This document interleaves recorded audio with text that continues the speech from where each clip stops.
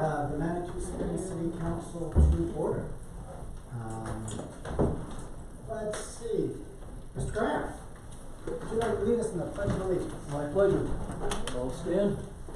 I pledge allegiance to the flag of the United States of America and to the republic for which it stands, one nation, under God, indivisible, with liberty and justice for all. I will note we have a change of seating, so we're calling Ms. Edward, Mr. Cheney, and vice versa. Forgive us, we moved things around here, I think, just to confuse us. That's because he is our acting city administrator. I know that, but typically they're over there. That's what changed last week. I see. Missed that memo. Well, welcome everybody. We didn't tell you. We're glad you're here regardless of where you sit. So thank you. Roll call. Mayor Duray. Present. Councilor Smith. Excused. Councilor Elder. Here. Councilor Rohr. Here. Councilor Holbrook. Is excused, although I think she may be coming late. Mayor Pro Tem Fortune. Present. Councilor Todd. Is excused. A lot of excuse. Unfortunately, we have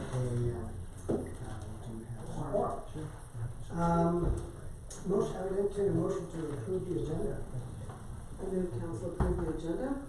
Second. There's a motion, a second. Any further discussion? If not, please vote. Motion. Hey, we're all here. Turn off. 1, 2. Can you reach that?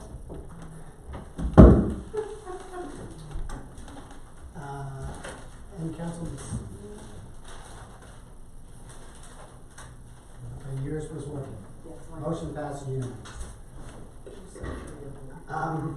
Item E, public comment on non-agenda items. We typically allow a couple minutes for folks who would like to comment on something that is not on our agenda this evening. Is there anybody from the public that would like to make a comment on something other than what we're going to talk about? Great. Would entertain a motion concerning the consent calendar. There are 4 items on our consent calendar, 2 sets of minutes from August 20th and August 27th, the reappointment of Andy Wells as a member of the Housing Advisory Board, and a review of the warrants. I move we approve the consent calendar as shown. Second. There's a motion, a second. Any further discussion? If not, please vote. Look at that. We have the right number of likes. Motion passes unanimously. We'll call item G1, appointment of Amanda Taylor as an alternate member of the Open Space Advisory Committee. Ms. Taylor, Hi. how are you? If you'd like to come on up. I'm good. How are you guys? I'm good. Well, thank you for being with us. Maybe you can just tell us a little bit about yourself and why you want to be an alternate on the Open Space Advisory. Yeah. I currently work as a landscape designer in town in Colorado Springs. I've been here for about 2 years and finding my home in Manitou. There's just such a great sense of community here, and working with my background in landscape architecture, environmental stewardship, and my years in AmeriCorps, I think being on the Open Space Advisory Committee would really help me express what I'm interested in most as a person back to the community here. Well, welcome. Well, we have a new initiative that you might benefit from your expertise as well. We're about to pass a very comprehensive resolution with about 14, 15 specific items to help us combat climate change. And so to the extent you'd like to participate in that effort, we're going to consider that again, resolution on September 17th. It'd be a good time to come and learn a little bit about it. We're going to have a press conference on September 18th about that and tree planting program, so we're delighted to have you. We don't quite have this, we don't quite have a packet. Mayor Pro Tem Fortune was saying, we really need a packet of information for folks that are coming on to vote. So we need to vote first. We need to vote first? I need to. Okay. Could I ask a couple of questions? Sure. Welcome, Amanda. Thank you. And I'm just curious why you chose the OSAC rather than PARAB, the Parks and Recreation, given your tremendous background. Yeah, I think it's more about the way we shape communities is what I'm most interested in. Parks and the arts is very important to me, but the way that we preserve open spaces ultimately defines how we shape our communities, and that for me is kind of the most important part of giving back to the community. And that's a wonderful reason, thank you. And have you attended an OSAC? Yeah, I was, Excellent. it was last week. Okay. Yeah, I Good. still don't really know what's going on, but Yeah, I think it's fine. yeah, few months I'll kind of get up to speed. Okay, thank you. Thank you. Any other questions for Ms. Taylor? If not, yeah, either one. I just wanted to give you my card, because Okay. I'm a lifelong Colorado gardener, Thanks. and invite you to the garden club, Yeah. because we have a fabulous garden club where people from all over the county come to attend. And, I'm a charter member of the open space, and I'm the Okay. liaison who wasn't there last week. Okay. I called off whether they said that or not, I couldn't Yeah. make it. But Okay. anyway, yeah, I too really loved what I was reading, so. Would you like to make a motion? I move we appoint Amanda Taylor as the alternate member of the Open Space Advisory Committee. Second. So motion and second, any further discussion? Thank you. If not, please vote. Motion passes unanimously, so now we have two things for you. I was mentioning about a packet, so we are Yeah. hoping to have an onboarding packet.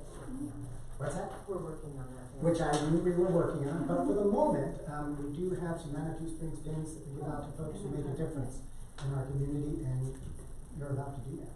So thank you. Thank you so much. And if I had remembered in the past 18 months, I would have done this every time, but at least we will do this in the future. Yeah, that's a sweet. Ms. Johnson, you may be here for that as well?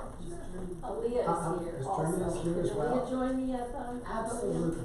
She Come was on up. key in writing this strategic plan, and I want you to see her again. Okay. Well, thank you guys for putting it together. What should we know tonight Real that up. we Here we are. don't already know about this plan? Right, and so I'm gonna keep this brief because just 3 weeks ago, we had a work session on the plan and, a PowerPoint on it. And as you know, our strategic plan is based on the objectives and actions recommended in our municipal plan, our municipal master plan, under the element of housing and neighborhoods. And the timeline for this plan extends through 2023, and then of course we'll have to do another plan.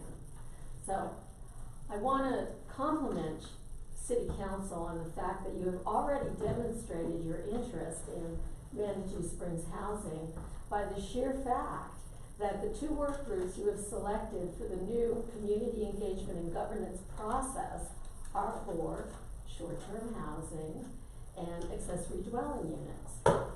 Action on both of these is recommended in Plan Manitou and are, as you know, I'm sure, are the subject of current discussions nationwide.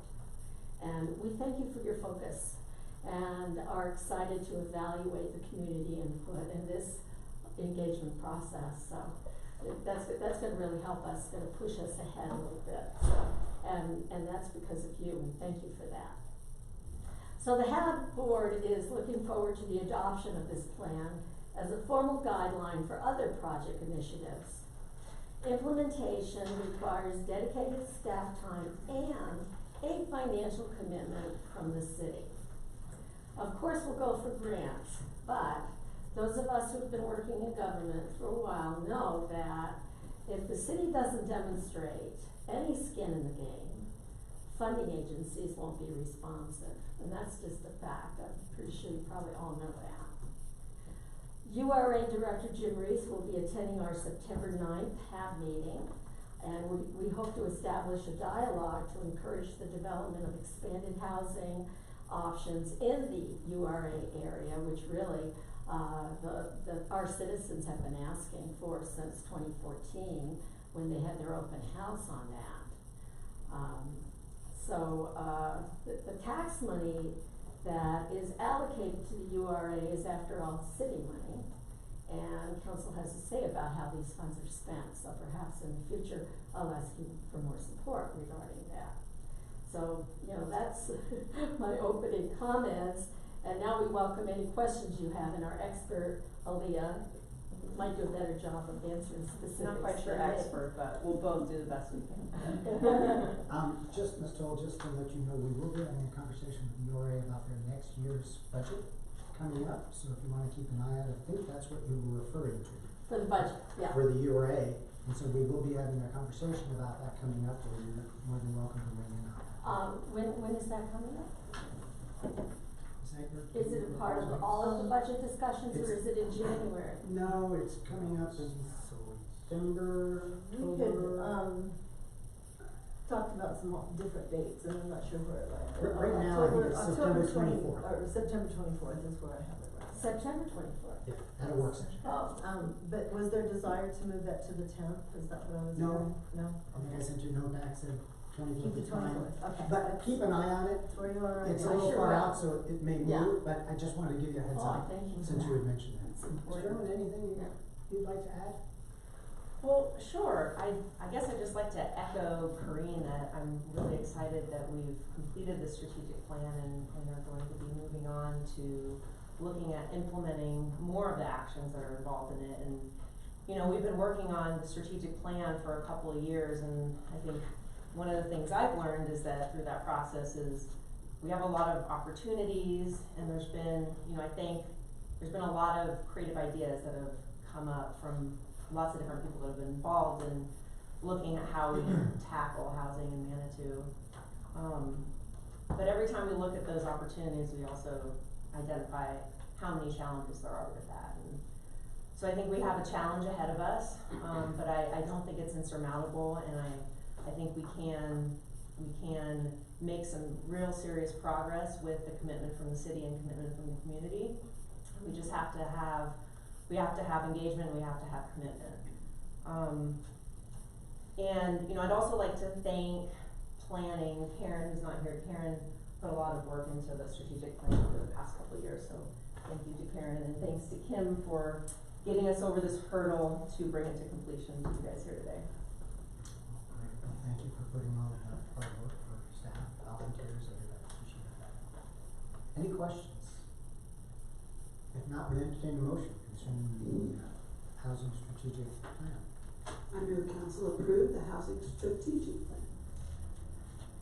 There's a motion, a second, any further discussion? Thank you guys, I know it was a lot of work. If not, please vote. Motion passes unanimously. All right. Congratulations. Yay, thank you. The- It's the another first- plan the- for you to implement. The first of many steps, All right. All Right. right. Alright, we'll call item 3, which is, first reading ordinance number 1619. An ordinance of the city of Manitou Springs, Colorado, approving a cable franchise agreement between the city and Comcast of Colorado / Pennsylvania / West Virginia, LLC, to operate a cable system in the city pursuant to the terms of such cable franchise agreement. First, let me turn it over to Mr. Parker, and then we'll recognize Mr. Jimenez. Is that right, Jimenez? Yes, perfect. Thanks, Mayor. So just briefly, the city had a franchise with Comcast's predecessor that was entered into back in the year 2000. That was a 15-year franchise that expired in the fall of 2015. And the city and Comcast have been having some discussions for a number of years regarding the Comcast franchise that you now have before you. It's basically following the federal cable renewal process for a cable franchise. The main purpose of a cable franchise is to grant the authority to Comcast to operate a cable system in the city and to use the city rights of way for their cable facilities. The agreement remains primarily subject to the city's police power regulations. You have a 10-year term on this current franchise and a maximum franchise fee of 5%, which is the maximum allowable by federal law.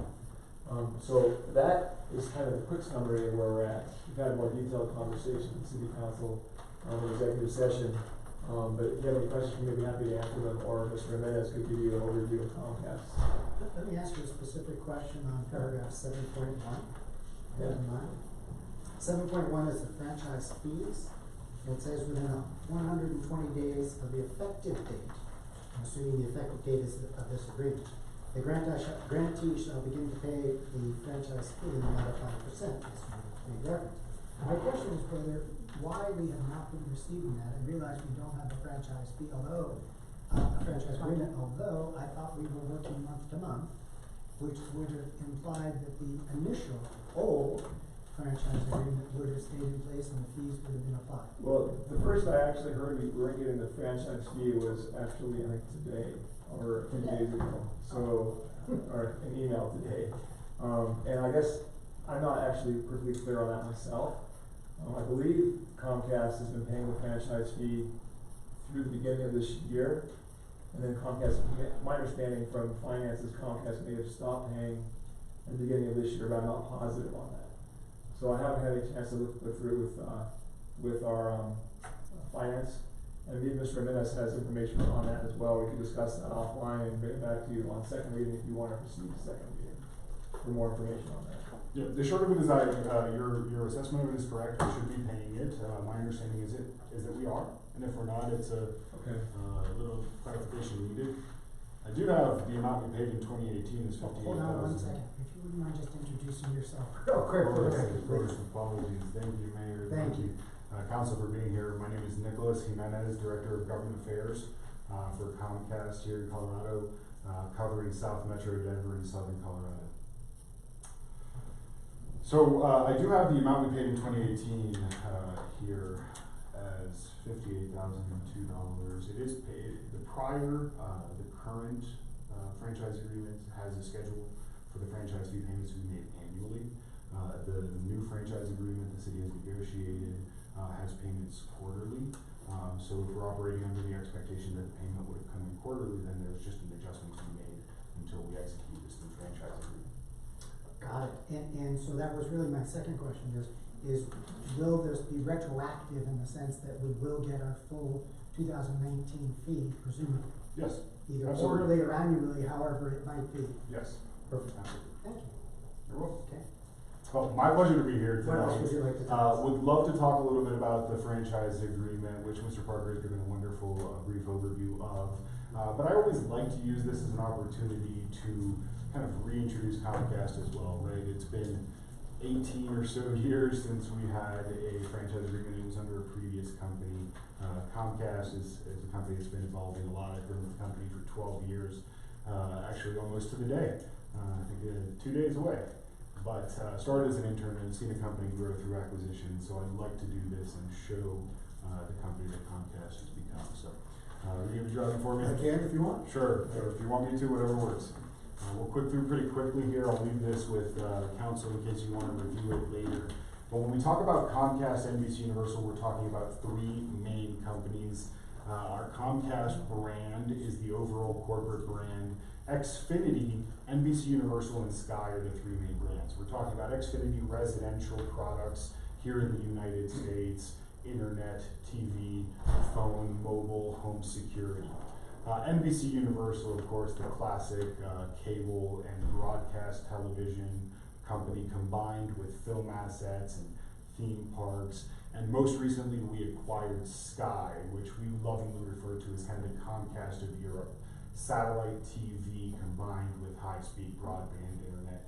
All of this is making Comcast essentially a Fortune 34 company with over 150,000 employees globally. 10,000 employees almost just here in the state of Colorado. When we talk about Xfinity, great technology. Again, I'm not going to go through all of this, but those are our main products. The X1 entertainment operating system is kind of our evolution of TV. That's the interactive guide, that's the voice remote. That's all of this kind of industry-leading technology to make your video experience a wonderful experience. We integrate with Netflix, and Amazon Prime Video, and YouTube, and Pandora, all through your voice remote, which is wonderful. It's English or Spanish, helps folks with all kinds of abilities, right? Good technology that's been universally designed. I would just make a comment on that. I used your app this weekend as I wanted to watch the US Open while sitting outside, and it worked just fine. I love it, and I could go for hours about our technology. I will spare counsel, but it's always really The internet speed, exciting. as we've talked about, lacked something, but the fact that you could actually do it was great. And I'll invite everybody. We have a wonderful facility at Centennial and Garden of the Gods, just a few minutes away from here. If anybody wants to ever experience our products firsthand, I can give you a demonstration there, as well as our retail store in the city of Colorado Springs has all that technology accessible. In a follow-up to the mayor's question, paragraph 10 or 10.1 has something that seems somewhat subjective, and it says system shall be capable, blah, blah, blah, with satisfactory reception available to its customers. What does satisfactory reception mean, and how would one? Yeah, I think this is one of those examples of language in here that's kind of template language that I think to your point is not exactly very accurate. However, I think satisfactory service for us is more of a customer service commitment, right? I think if we're ever giving a signal that's interrupted at all, right? I mean, people talk about things like 5.9 reliability, where you need 99.999% reliability. That's the kind of threshold that Comcast is holding ourselves to, regardless of the franchise agreement. In this day and age, with the competitive environment we're in, if we don't give you the best, you have another option. So you measure that through technology in your office or through customer complaints, or? I don't think there was a measurement tool specific to your question, but to the two examples that you provided, we do measure both. There are commitments within the franchise for our customer service, and we do measure those complaints or escalations that might come in from city residents. And we do have advanced technology. We've actually moved to a smart infrastructure management system that allows us to detect slowdowns or outages before we receive the complaint, so we can proactively go in and address those. Thank you. I would be curious about if you ever did a local 80829 survey about people's satisfaction, because frankly, I do hear complaints about the speed. And so I'd be curious, and I don't know if probably most people don't bother to call, they're just complaining and hope for the best, but I'd be curious about that. I think that's one of those things that's tough, because folks do complain, and certainly I'm not discounting anybody's experience. At Comcast, our commitment to customer service has led us to implement a program called NPS, or the Net Promoter Score, which is kind of the industry standard for these big corporations. And I can trigger your recollection of this by saying something along the lines of, based on your most recent experience, how likely would you be to recommend Xfinity products or services to your friends and family, right? I mean, that basic survey is done company-wide after every interaction, whether it's in the store, whether it's on the phone, whether it's with the technician that comes to your home.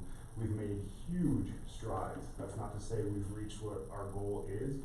We continue to innovate. Billions and billions of dollars are being spent to build the best teams. My colleague, actually, Vincent Volvi, is here. He helps run our 650-seat customer service center at Centennial and Garden of the Gods, where folks are training to help identify cost savings through Xfinity Mobile, or maybe package customization, to really deliver that kind of best customer experience. And if anybody's had recent experiences that are less than positive, I'm always here to respond to those, but I would assume any negative experience are more likely than not in the past. Thank you. You're welcome. So lots here in terms of technology. The one really exciting thing that I want to call out is our gig service and DOCSIS 3.1 technology.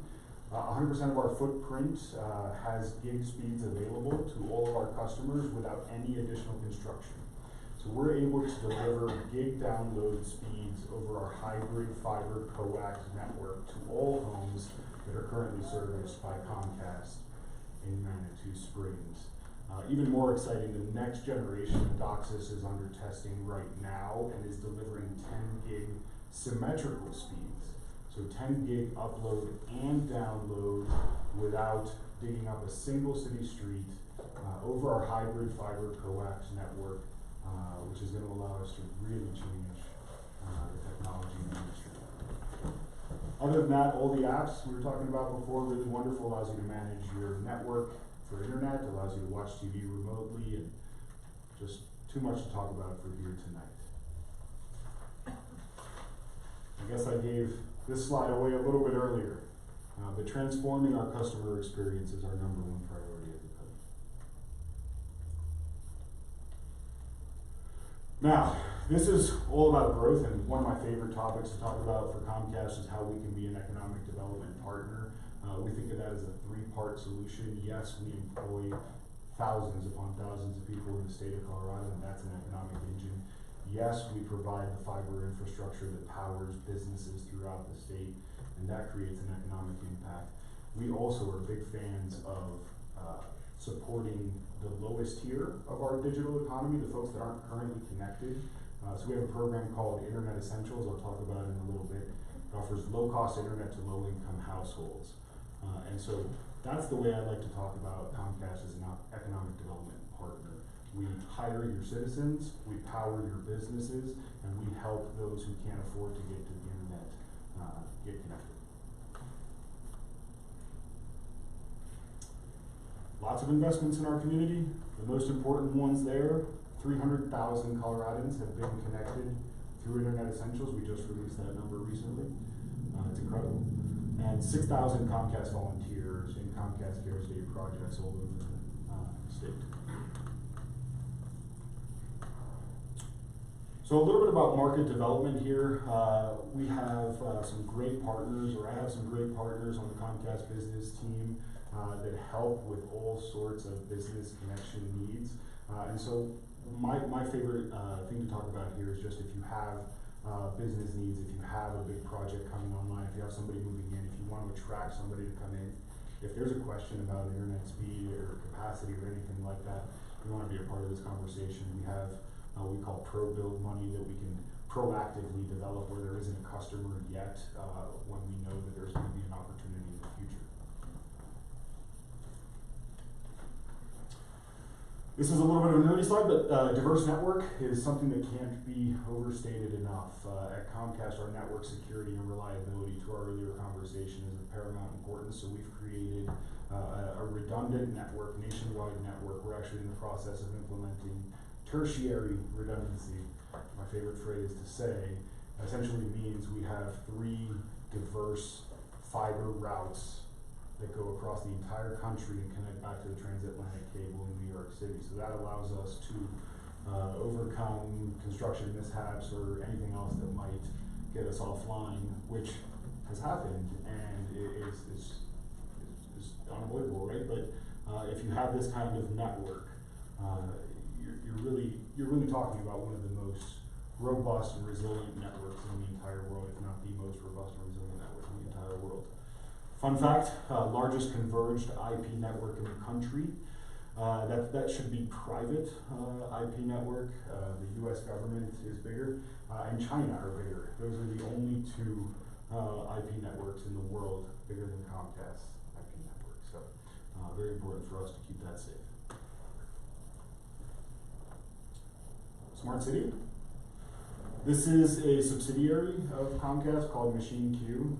The joke is nobody wants to be a dumb city, so of course, we want to help become a smart city. The way we do this is with fairly standard industry technology, LoRaWAN, long range wireless access network. In a city like Manitou Springs, you'd probably be looking at one gateway installed centrally in the city, and over a wireless network could manage any thousands of sensors that you would want to deploy, such as parking spot sensors or environmental sensors or trash can sensors. All of these things that enable a city to take advantage of technology can be run on a network like Machine Q's for as little as $5,000 a year. And that's the first year, so it actually becomes less over time as you acquire the devices. Clarification there, that's $5,000 from Comcast. The sensors are not sold by Comcast or Machine Q. So those are extra, right? I mean, depending on what your needs are, the sensors typically run from tens of dollars to hundreds of dollars. But really exciting technology, and if that's ever of interest to the city, I can connect you all to our Machine Q team. And they're put in after the fact, it's not. They're put in after the fact, yeah, it's really exciting. I mean, the example I like to give, it's kind of easy one for most folks to visualize is parking spots, right? You don't want to tear up your streets to put in the fiber line and then connect to parking meters. It's just really extensive construction, but you can go in and put in a sensor. You just kind of scrape the surface of the asphalt, bury it in there, and put a little resin over the top of it. Battery lasts 10 plus years, and it'll wirelessly send the data, encrypted data, to the gateway, and then the only entity that can receive the data is whoever has the license. So really cool technology, really flexible. Trash cans, you don't have to put in new trash cans. They go in, and they basically put a little camera on the top of the trash can that looks down, figures out the depth. I mean, it's more complicated than that, but that's the basic gist of it. So yeah, really cool stuff, and again, we can always talk more about that. In terms of my passion projects, Internet Essentials is at the top of the list. Before I did this government affairs job, I did national partnerships for Internet Essentials. That brought me to Colorado, and I love the job I'm doing, especially because I still get to talk about what this program does. It's a three-legged stool meant to bridge the digital divide. Today, 25% of US households lack a home internet connection, and that's across the board. That's not concentrated in one neighborhood. This is spread out. This is a problem that affects not rural America exclusively, as some folks may focus their energies on, but the reality is we're talking about urban America. When we're talking about Colorado, we're talking about dense urban population centers, southeast Colorado Springs versus Briargate, right? We're talking about a 50 percentage point difference in internet adoption rates between those communities. So it's not about a lack of access, it's about a lack of means and a lack of education for how to connect to the internet. And so we created this program that offers internet for $9.95 a month with Wi-Fi included, no charge for installation, no equipment rental charges, $9.95 bottom of the bill pricing for low-income households. Originally launched in 2011, we've since expanded it a number of times, I believe 14 expansions to the program eligibility. Really excited about our last announcement, which was just a couple of weeks ago. All low-income homes within Comcast service area were eligible for Internet Essentials. What that means is if you receive any form of federal or state assistance, SNAP, TANF, NICAID, those kind of programs, veterans, the KPA, benefits, any public housing, free or reduced school lunches, I could go on. There's dozens of programs.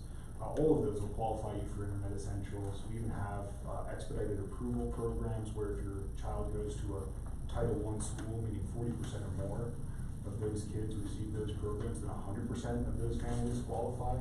So you don't even need to be on the program. If you go to a school, or if your kids go to a school where lots of kids are on programs, it doesn't matter whether you qualified or you applied, you just qualify for this program, for Internet Essentials. So we've made it really easy, we've innovated in a lot of ways, and I love it. If anybody isn't connected to the internet, hopefully it's because they don't know about this and we can change that. Beyond the internet access, which is great at $9.95 a month with all of the features included, there is the option to purchase a computer for $150 if you don't have one. And we also partner with nonprofits and we offer a lot of content online for digital literacy. So folks can be safe so they know how to use the internet. Sorry to preach on that one, but I do love it and always appreciate the help in spreading the word. So if you have any nonprofits you'd like me to meet with, I'm happy to do so. I think I basically blasted through everything on this, so. Let's talk about franchise for a minute. Mr. Parker did a great job on this, so I think I can pretty much leave it at what he said. We do offer free basic cable and installation for one outlet at every school, library, and municipal building within city limits. Taking advantage of that, Yes, so our schools do have it. my understanding is yes. Thank you. I'm not sure that 100% of the schools have it, but they can if they want it. And if we wanted to take advantage of the channel, would you offer a channel potentially for us, a video channel? The franchise agreement continues language offering the city, continuing to offer the city a public access channel. And how, would you be the contact if someone Yes, sir. were interested in exploring how to set that up? Yes. In theory, that could take the place of our equipment that we've got over there, and I don't know, take the place of it, but however we could get that done, instead of showing this on YouTube, in theory, someone could go to our channel and A Comcast video subscriber could watch your channel. Comcast video subscriber. Right, that's always gonna be the kind of disclaimer. In this changing day and age, there is a lot of focus on getting city council meetings and public interest programming online. Right, but we probably couldn't require them to be Comcast participants. Some of them may have other services, so that's the.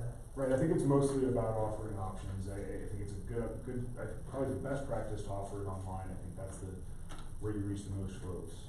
But if you have video providers such as Comcast or others in town that are willing to air it, then certainly that's a convenient option as well. Alright, we'll try to go through this probably as quickly as we can at this point. This is it for me. Okay. Any questions concerning the details of the franchise agreement or any other issues And Mr. Collins. Yes. I don't know a lot about technology and stuff, but I do know about on page 7.2.5, the trimming of trees and shrubbery that says you may prune or cause to be pruned. Says using proper pruning practices, any tree in the public way, and you know, I've had lots of experience with utilities pruning trees. There's other names for it, and it's not pruning. So we have an arborist, and I would like to see something in here about if there's a tree that's interfering, that you guys contact our arborist, because we know she's gonna do proper pruning practices, or we assume. And that would get you guys out of the line of fire, so to speak, when you come home after the utilities come through and like, oh my God, my tree has been deformed. I can appreciate your concern. I have a rear lot line easement in my home, and I have trees in my backyard. And I also have Comcast and electrical wires on the telephone poles in my backyard.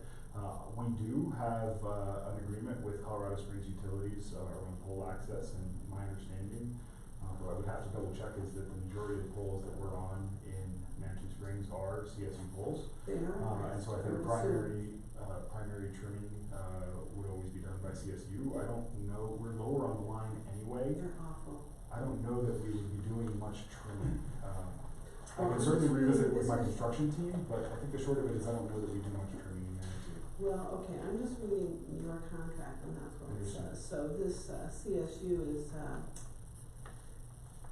caused to be pruned. It's causing CSU to prune it. You know, one of the, That's sad. The other thing is whenever we do work in somebody's property, we do notify, right? I mean, there are customer Right, service I leaders just talks about that wanted in here that are in the FCC language, where we do have notification requirements prior to renewing customers. Oh yeah, we get notified. I just wanted to get our arborist in here so that what happened to my tree last time CSU came through, and then I wanna cut my tree down because it's so deformed, that doesn't happen to someone else. One thing that the city can do, as you'll see the language here, we do have the authority to adopt regulations and, you know, ordinances addressing how trees do get pruned. So we could possibly, I'm not sure if we have anything in our code now, but we could possibly look at having a process for how CSU prunes trees in the rights of way, depending upon what their easements say. It'll maybe require some type of more, a little higher review of what happens.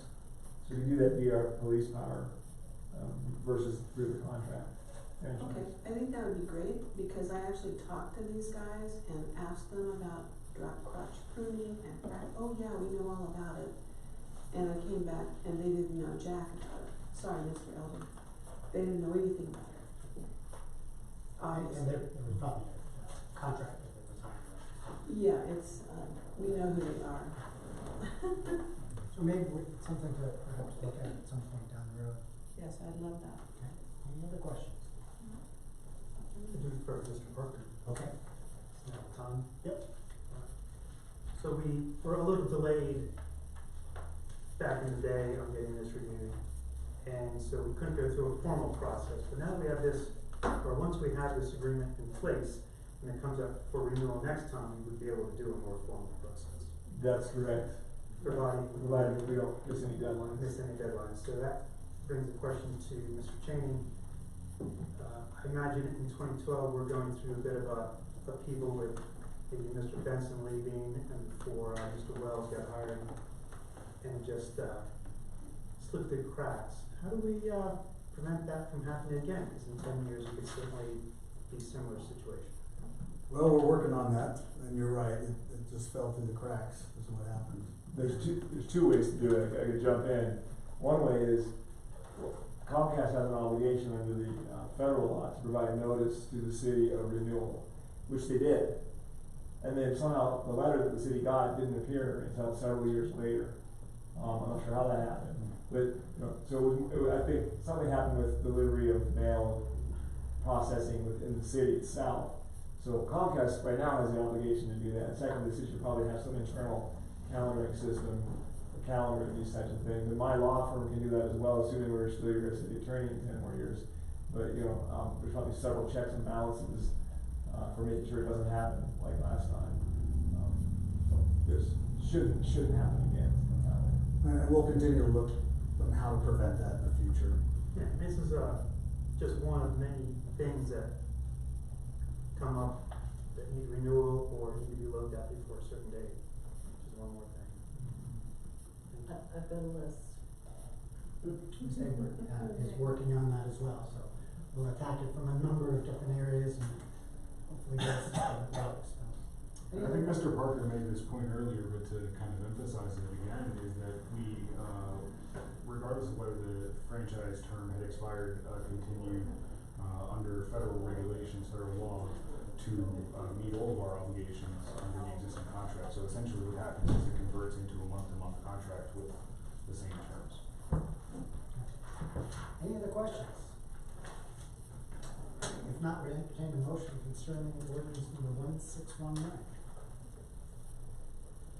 Move we approve ordinance number 1619, an ordinance of the city of Manitou Springs, Colorado, approving a cable franchise agreement between the city and Comcast of Colorado, Pennsylvania, West Virginia LLC to operate the cable system in the city pursuant to the terms of such cable franchise agreements.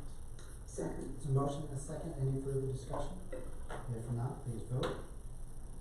Motion passes unanimously. Mr. Jimenez, we will be back here 2 weeks from tonight, is that right? 2 weeks, yes. 2 weeks from tonight with the second reading. I don't think there'll be as many questions, maybe no questions in 2 weeks, but we'll look forward to taking And this. if I'm up here, thank you. Good, thank you very much, appreciate that.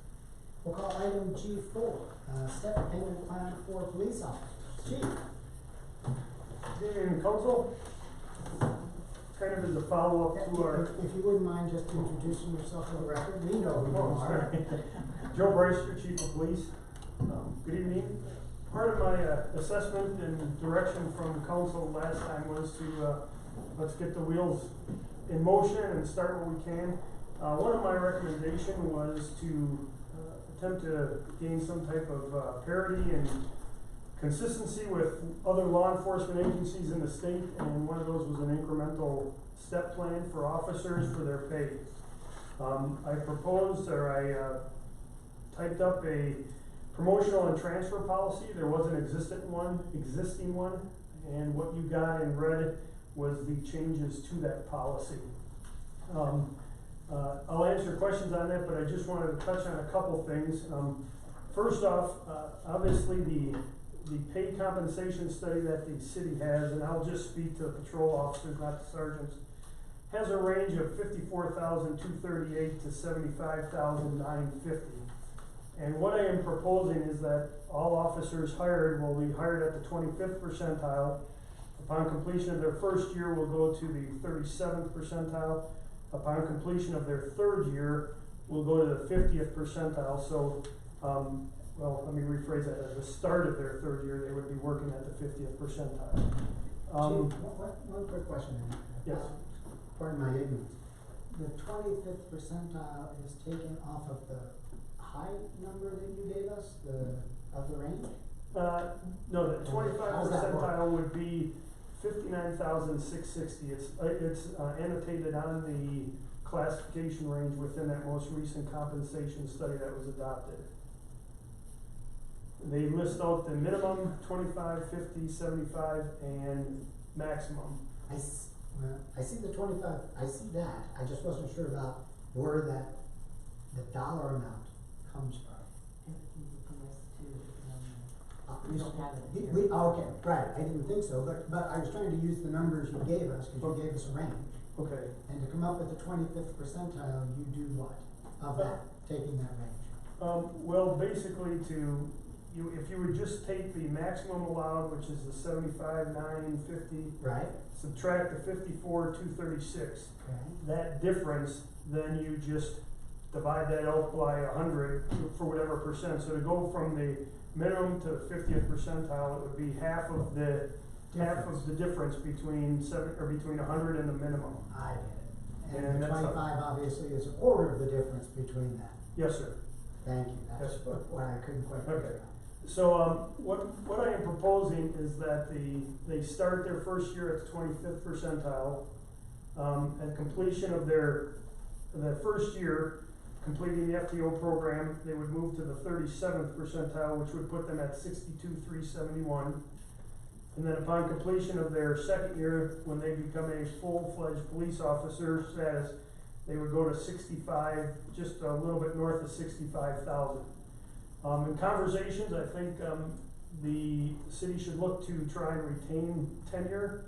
So what I recommended is that after 5 years of consecutive service as a police officer, not the first year, not the second year, but once they reach that peace officer, so the start of the third year, they would have to put in an additional 5 years at that. So in essence, you would be requiring them to be here 7 years before they go up to the 60th percentile, and then another 5 years on top of that. So after 11 years, the start of their 12th year, they would max out at the 70th percentile, which would have them earning 69,421. I checked with several other departments. I didn't hear back from, don't think it through all my notes here.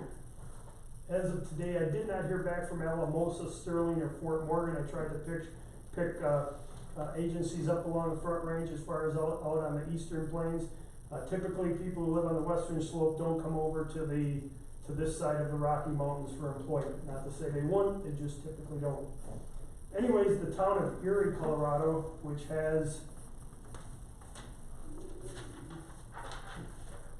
33 officers. Again, we have 17 authorized. They have a 10-step program. They top out at $91,894. I don't know what in Erie allows them to make that much, but that's what they do. But even going with the program I'm proposing, an Erie police officer would have to work 5 years before they made $69,421. And again, that's what a Manitou officer would make at the start of year 12. I checked with the City of Lafayette Police Department. They have a 5-year step program, and their step program, to reach 69,000, an officer would have to work 3 years before they would meet that. I checked with the Fulton Police Department. They have a 2-step program. They start off, and then after 3 years, they move up to their top step, which has them making between $58,495 and $69,024. So Manitou, after 11 years, would be right in line with something that Fulton can attain after 3. I asked how do they go from their minimum of 58 to the 69, and they said that's through having special skills, talents, or if people stay longevity, they'll give them longevity pay, and they would eventually top out and stay at that 69,024 unless there's a cost of living, a COLA increase that's provided. The Sheriff's Office has a 4-step program. After 5 years, you max out. An officer, after 11 years here, would be making equivalent to what a 3rd-year deputy would be making at the Sheriff's Office. The Colorado Springs Police Department has a 4-year step program. They would be, after 11 years here, they would be making what CSPD does after 2 years. And then I also just got some other information on some of the larger agencies up and down the Front Range, but Louisville Police Department, which is kind of a smaller one, is 57,700 to 81,200. So again, we would be right in the middle if somebody stayed 11 years. I don't think the city, nor do I think it should attempt to pay comparable to the Denver metro area or CSPD or UPSO. Great if you could. But the bigger thing that I would like to highlight in this is I went through and I forecasted out if you adopted this as a incremental step plan for the sworn officers in the police department, taking into consideration the current budget line, base budget for salaries in the police department, not counting the chief of police, that budget is $1.115 million. The school district currently reimburses you a little over $35,000 for the SRO. They cover half the salary. So if you took those two figures together, if we were to implement this and say we were fully staffed for 12 straight years, we would not be looking at a deficit in that line item until the year 2025, at which time we would be $5,644 short. I propose, obviously, things could change and there could be more money added to that salary line 5 years, 5, 6 years from now. But, the police department has a robust overtime budget of $152,000. I think that is very gracious. I think there's a lot of latitude in that to where we could shift some funding out of the overtime budget and put it into the salary line. Again, if we are short one officer for a full year, we won't see a deficit in this until the year 2032, 12 years out. Another possibility to even make it a little more favorable, a lot of law enforcement agencies have gone to charging the school districts 100% cost for reimbursement. If that was something the school was amenable to, that would give us another $35,000 in the salary line, which would then not put our deficit until the year 2031.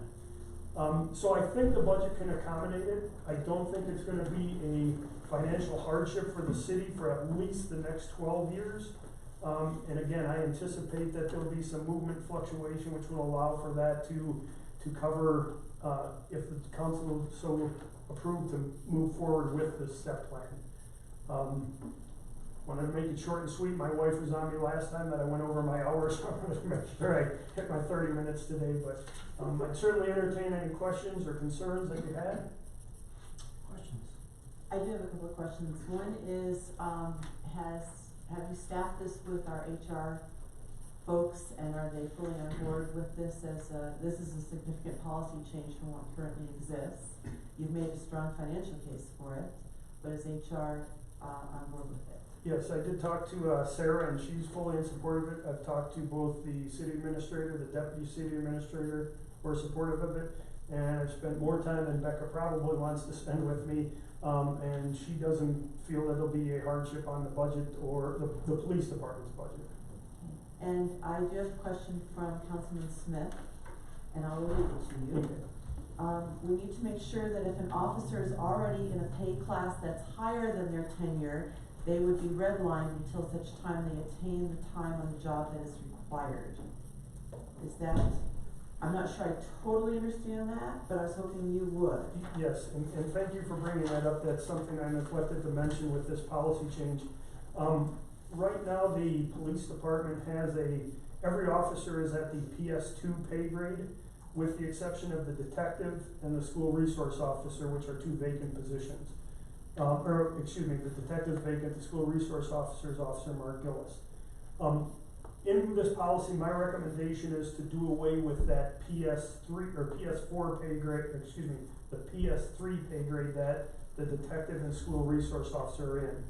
The reason being, in addition to pay, why officers leave is there's no lateral mobility. If you pay them higher, a detective who may not be performing well and is stagnant and burnt out stays in that position, because it could mean he's gonna lose pay if he moves out of that position. This policy would eliminate the PS3, and as a result of that, those salaries would be frozen. It's not applicable to the detective because we don't have one. It would be applicable to Officer Gillis because he has been here for 22 years. He's received several pay for performance or longevity pay. And right now, and under my proposal, the 70 percentile would be $69,421, and he's making roughly a little north of 71,000. So his salary would be redlined until that salary this policy would be pushed up to where after 11 years somebody is making greater than 71,000 to bring him in. I know he anticipates retiring in a couple of years, so it may not be an issue. But nobody's gonna get to that amount right now until the year 2026, I believe, is the first time an officer would hit that. Great, so that's been taken into account, thank you. Yes. Other questions? Yeah, I have a question. It's really just a semantics thing, but why does the grade go from 2 to a 1 to police officer? Seems a little backwards from most A little bit other. about that too. Perhaps you can ask our planning director if we have that sequence for planning. I mean, do planning. it's kind of it's 6 of one, half a dozen of another. I guess when I was at the SO, we worked the numbers backwards. You started off at a 3, then moved to a 2, then went to a 1, and then went to a senior deputy. CSPD works at 4, 3, 2, 1. Other places do 1, 2, 3, 4. It's just, I could do it either way. That's just how I wrote it up, but yeah, it's just just curious. one way or the other. Does the planning department go from one, if you've been here longer, then you go to two, then you go to, no? No, we have a planner one, and then we have senior planners. I see. So we're not totally inconsistent. Right. with And our- usually the lower number means the newer the officer, so a rookie would be a peace officer 2, a 1-year person would be a peace officer 1, and then once they pass 2 years, they become a full-fledged peace officer.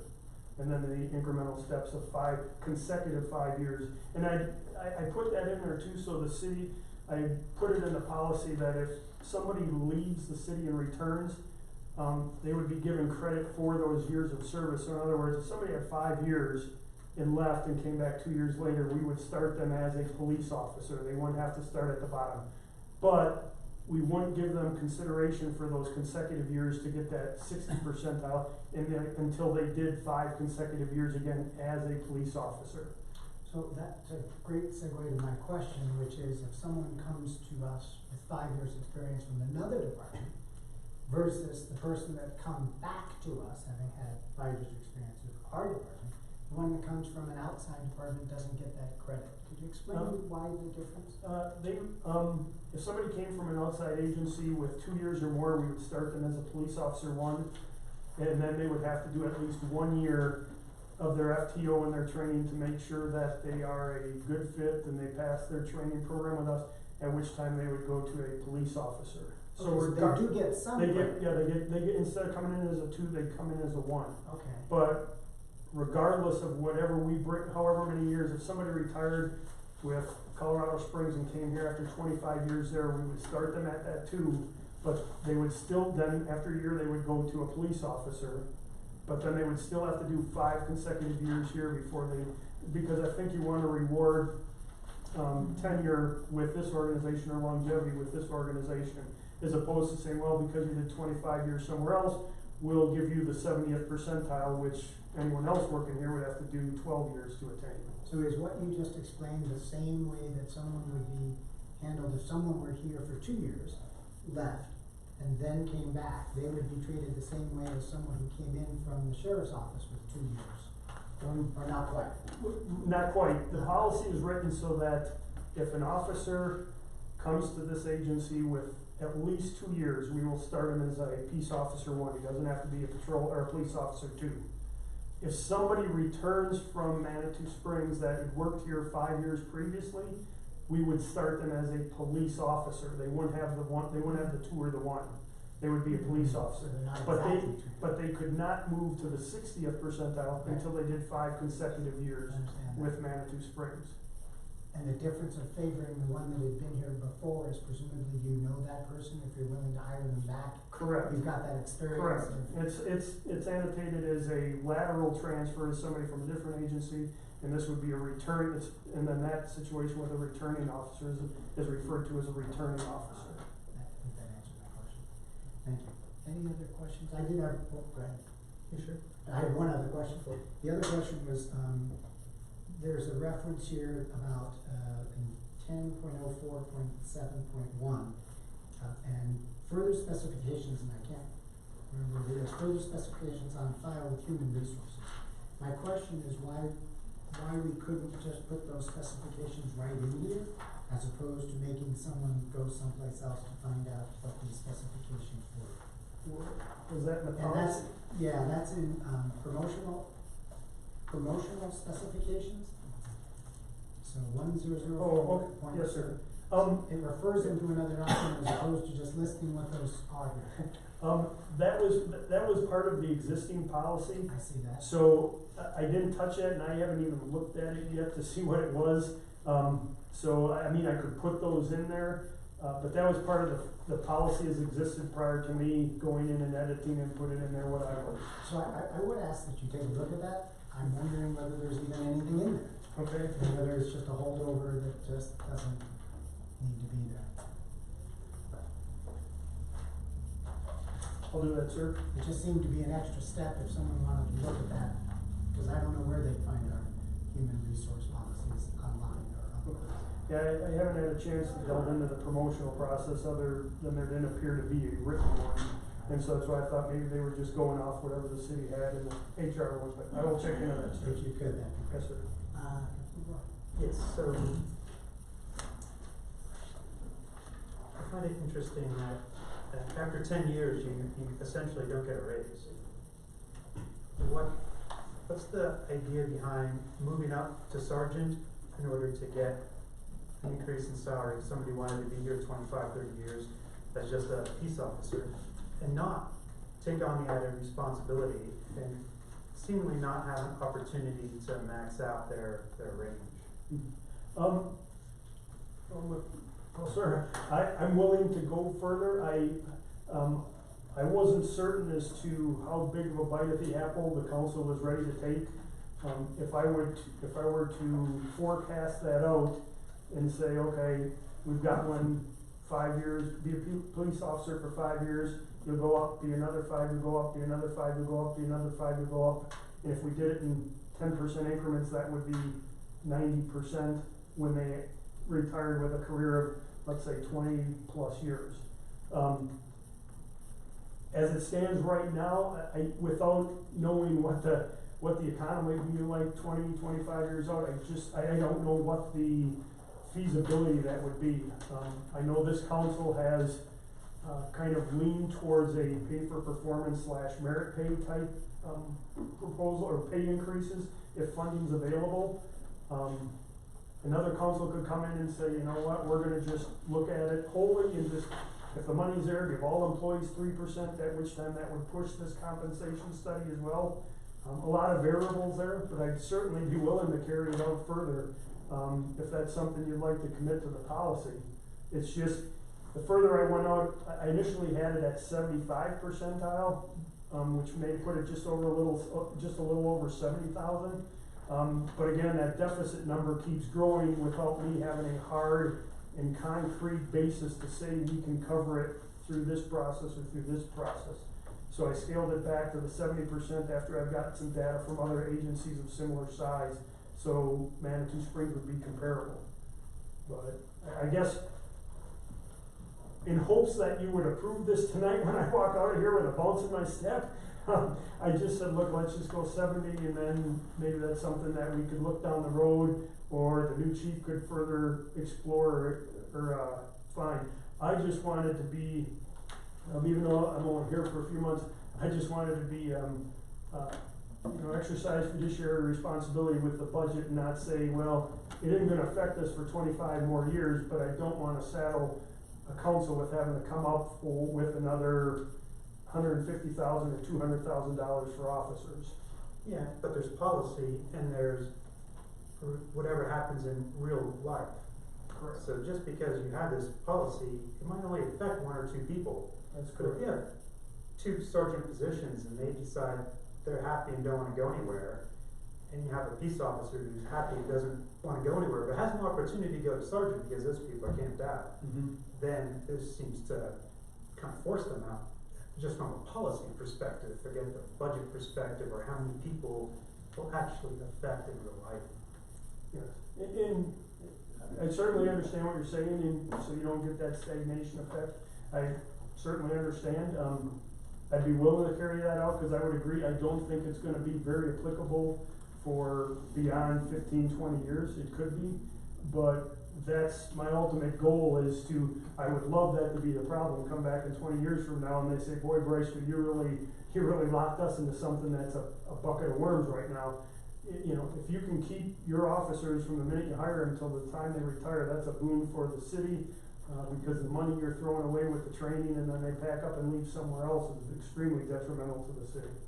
But I'd be more than happy to carry it out and do it in another 5-year increments up to 20 years. Well, that actually would be 22 years, and I'd be happy to do that. Is that, would that impact the budget in the short term or only the years out? The numbers that you've given us wouldn't change. Correct. They would be projected out further, so the Correct. deficit would grow and it would continue. Correct. Over time. But only if you have somebody who Well, gets. right, that would be theoretical. Right, Only if you have because somebody- in forecasting that out, Mr. Mayor, out of all the employees, and I figured the 3 vacancies I have, if they were filled come January 1st, There's one sergeant, 4 officers that would see a bump to that 60th percentile in the year 2024. So, I mean, you're not gonna see a huge detrimental effect until 2024, and that's the soonest it happens. And then 2025 would see a sergeant and 4 officers at that time as well. So then just add another, so you'd be looking at 2024, 2025, and then 2029, 2030. Do you think that making that kind of a change would impact our ability to hire people? Or is it more an impact that whether people stay or not? I think it's both, because one of the biggest problems I saw when I was doing my assessment was everybody knew you had this 22,000 pay differential between a police officer and the PS2 grade, but nobody could tell me how do you get from the minimum to the maximum. And maybe to Councilman Rohr's definite question, this now will at least give them and say, look, here's how you can go from that. There are several agencies up and down the Front Range who have that a minimum to a maximum 100 percentile, and there are a lot of agencies that they don't have a policy to get to that 100%. Some do, some don't. Again, it goes back to just budgeting and what that current either Board of County Commissioners or City Council feels is doable and justifiable as far as pay and size. But I think this would help attract them, because somebody could say, look, if I wanna work in Manitou, a smaller agency, I'm more of a community policing guy who wants to get out there, and in 10 years I can make just south of 70,000, I think they'd be willing to do that. And the other thing is it brings them in at, I believe, a competitive rate. The rate we would be bringing them in at actually exceeds some of the other agencies, the larger agencies, the Sheriff's Office and PD, but they obviously accelerate way past us a lot quicker. But that we're gonna do regardless of whether we extend it or not. Correct. Okay. Correct. Councilman Rohr, are you suggesting that we change it at this point? I would, I don't see why not. I mean, it's if I was presented this problem this fall with the budget, I go, wow, I've gotta cough up $50,000 more to the police budget because I have people that I want to keep because they've been here for 15 years. To me, it's a no-brainer. Here's 50 grand to add to the budget. Seems like that's a super cheap, smart thing to do for the community. And so, yeah, I think I would rather see us show what can happen if you stay here. And at the end of the day, this is a problem for pretty much all of our departments, no matter what. If people are performing, they're going to slide up the scale, and it's going to impact the budget. And is that such a bad thing? I mean, of all the budget impacts, it's probably the best impact we could possibly have. It means we have people who are doing a good job that we want to keep in the reward. So that's a question about whether our merit, where does our merit pay system come into play? And if it doesn't, is that spelled out in this policy? No, Right now we have- it's not clearly spelled out in the policy as far as the merit pay goes. Right. But I guess I would be an education process with the officers that, look, we're on a step plan, we're not on a merit pay. So I would think you'd wanna spell that out in some way. I think there could be some misunderstanding when they're talking to their friends in some other department and they're getting a 5 or even an 8% merit increase, and over here they're not. And if that's the rule, they ought to know that, and it probably ought to be in the policy, would be my guess. To say that this policy supersedes any other merit pay system adopted by the city. Something to that effect, I would think. Mr. Parker, is that, just for clarifying? Yeah, no, it's always better to have it in writing, clarifying. Otherwise, I think there might be a misunderstanding perhaps. Okay. So I'd suggest you incorporate just a sentence or so in that. And let's get some consensus from the rest of the council. It sounds like you would like to incorporate that. Mr. Mayor, can I just ask one question? Yes. Councilman, if I were to forecast that out, are you good with every 5 years, 10%? So the first 5 years is 10 goes from 50 to 60. The next is 60 to 70 after 10 years consecutive. The next would be 15 years at 80. The next with the office would be 100. Yeah, I don't care what those numbers are. Okay. That Sorry, sounds sir. reasonable to me. I don't know if sounds like appropriate from what you've already It explained. would stay along with exactly what I have, so there wouldn't be a deviation from the policy. It would, I could easily add that in. Okay. Councilman Mulder, are you? I think You're okay with that? yes, I think anything we can do to keep conversation great. Okay. Mayor Pro Tem Fortune? Yeah. Yeah. Okay, so what's the best way to handle this in terms of trying to incorporate those two changes? The one change is fairly easy, it's an administrative change, the other is more of a policy change. How would you like to suggest that we incorporate, because we were ready to adopt this, I think, or at least consider adopting it tonight. I guess I would defer to Jeff. I mean, if you need to see if the council needs to see the actual policy with its revisions before they can technically approve it, I can do that. If you can approve it with those changes, with some type of a verification by the city administrator that they were made in accordance with what was discussed tonight, I'm willing to do that. I just don't know how. Either way, it's fine, it depends on what city council feels comfortable with. The record would reflect Councilwoman Mulder has joined us. Thank you, Susan. What's your pleasure? We often do make changes subject to getting the document to catch up. I personally would kind of like to see it with the changes incorporated before I vote on it. I think that's a good plan. Okay, all right, so, I think what we need to do probably is to, I would entertain a motion to table this item to a date certain. And the date certain would be 2 weeks from tonight. I think that's right, so let me give you that date. While you're looking, I just wanna say too that I am in concept very supportive of this. I don't want you to go away thinking that it's not, that you don't have support. You're looking at me blankly. Oh, no, you were just a little hesitant when you said yes, but, you know, Councilor Mayor Pro Tem, I'm here to bring forward what I think can move the police department forward, and I appreciate your input. Yeah. If you told me no, I would circle around and try and figure out another way. So, you know, there's dissension and disagreement in the world all the time, and I don't take offense to anybody telling me I'm full of you-know-what. And it's not dissension or disagreement, it's It just. sounds like full support, we're just asking you to go a little Oh, further. Given that you were hesitant to do it, we appreciate that. I think what you're hearing now is we'd like you to go that one step further. and I can have it to you by tomorrow, so you've got it in plenty enough time for 2 weeks from today. I think that, a motion to table this item to September 17th, would be the proper way to handle this. We entertain such a motion. So moved. It's a motion, is there a second? Second. There's a motion, a second, to table this item to September 17th to obtain additional clarifications and, additions to the policy as we've discussed. Any further discussion? If not, please vote. Motion passes unanimously. We'll note Councilwoman Wolbrook, who came in the middle of the session, did not vote on this item. Thank you very much. Chief. Appreciate that. Thank you. All right, we'll call item 5, Verizon fiber optic update.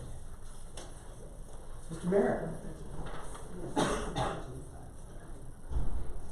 Actually, we have 2 items. We have the Verizon fiber optic, and then we also have the small cell 5G code amendment update. So 2 different items. I don't know if you're going to address one or both. Just first. Just the first, okay. Oh, I'm gonna do both? Sure. All right, let's go ahead and call item 6 as well, the small cell 5G. We're just joking, Oh, you're joking? Ms. Johnson and I are gonna do the. Never mind, okay. So, Mr. Merrick, on item 5, excuse me, G5. I'm John Merritt, I'm interim public service director. Been here 2.5 weeks, I'm totally buried, and I'm real impressed with your staff. Got some really good people that work for me. What this is about is we've been negotiating with Verizon to, they want to bring fiber in through town up to, the cell tower that is up by the storage centers up on Highway 24. The route is on Manitou on the south side up to Canyon, underground, and then they wanna go overhead from Canyon up the rest of the canyon and across over to the Rennet, the little Rennet units. So there was some discussion in the memo, I think I read, about you're requesting to go underground along Canyon, and I wonder if you heard a definitive answer back from that. No, in our last meeting, I brought up the fact, go one more, that's what undergrounding looks like. This is Canyon, that's the poles they will add another wire to, which I wasn't too thrilled with the aesthetics of it. Their comment was, gee, if we have to underground it, we may not do the project at all. So I think he was bluffing, but I can't, in my mind, the piece along Manitou is the key piece for us, because with that piece, we can connect to our fiber on Highway 24, and I believe there's conduit in the whole rebuild section of Manitou, which means that we would have continuity all the way through downtown, which means we could put in Wi-Fi, free Wi-Fi in the downtown area, and the backhaul would all be basically in. So I'm really interested in the first piece, but there is an issue on the second piece of it doesn't look good now, and it's gonna look a little worse when we add another line up there. But they said they would go back and check as to whether they could underground it. I suggested, they said the right of way is real tight, and I said, from your own maps, if you go on the east side, there's not that many utilities. I think they're bluffing for another reason, that is because they told us after the meeting that they're looking at expanding their broadband network into the downtown. And in fact, one of the hopes I have, I'll have my crews out pretty soon proofing that pipe to see if it is. If it's there, we may make a trade that if we've got something that they want, and running fiber in downtown is a real problem. And for them and for us, because you don't want them tearing anything up. So if that pipe is there, I think we might be able to make a trade as to what we have to pay for our share, and possibly whether or not that goes underground or not. Does that make any sense? Sort of. Why don't you tell them the council has long suggested, or this council hasn't dealt with it, but there's been discussion about undergrounding those wires from the get-go. So you tell them as soon as they put them out, we're going to tell them they gotta take them down. So maybe not waste their money. That I didn't know. Yeah, there had been discussion, and I think a plan at some point to go ahead and bury those wires. Well, Maybe in conjunction with the bridge project even, which is Yes. coming up here at some point. And so you might give them that word, it's gonna cost them more money if they wanna do it out on the poles, maybe. yeah, I can do that. This is our cost. Basically, you are required to pay the cost of what you want done with them. And what we're asking for is a co-located pipe. A second 2-inch pipe going in at the same time they put theirs in. I broke it into the two pieces, the Manitou, Highway 24 to Canyon. That piece is, everybody agrees, is underground. 6,900 feet. The high end is 350. I told them 250. We'll see. We're still negotiating on that. I used to get it in Centennial at $2 a foot, plus pull boxes. Fountain just got it at $350 a foot, so I put it in at the higher amount. The Canyon to Manitou to Highway 24, that's assuming it's underground. If that doesn't happen, then that goes away. We wouldn't have anything. We could maybe have some fibers put in when they put theirs in, but most likely we wouldn't. It would just end at Canyon. Mr. Mayor, let me go back to this Manitou Avenue. Does this cost assume that you can or cannot find the old culvert or the pipe that was originally put in there? Oh, no, this is totally separate from that. That's my hope for the city, that we'll have that pipe. So this cost is in addition to Yes. what This- our cost would be to run through an existing pipe? Yes. This is all new conduit that they're putting in, and the advantage of this conduit is it goes right past City Hall, Police Department, Fire Department, and the library, and the schools. So with this pipe, it's possible for us to give gigabit service, and free service in the downtown area. I'd heard that was something council was interested in, and this would make it much, much easier to happen. This is a piece that was missing, and it ties right into our Highway 24 work that's about done. That should be done. And if this is done, would we not need to worry about the CSU pipe in any way? No, I've been selling that pipe as hard as I can, and I'm not getting any takers. Everybody seems to be afraid of it for some reason or other. I keep telling them it's pristine, there are no valves in it. Everybody wants to go out and dig their own. But you still have small cells coming, which is a massive amount of more cable. And so I think that pipe is still worth having. But right now, I've not been able to get anybody to go in there. Okay. What I'm basically suggesting is that you'll see these numbers in next year's budget. Basically the 48,000, if I don't know any more by the time I finish up the budget. The 48 would be good anyway, because we have another one coming in. Zale wants to go up to the tower. There's a cell tower up by the high school. And if we can get up to there, then we've got a sure shot right into the high school, and the school district has interest in getting off their plan, which is very expensive and very poor, to something that they would control themselves.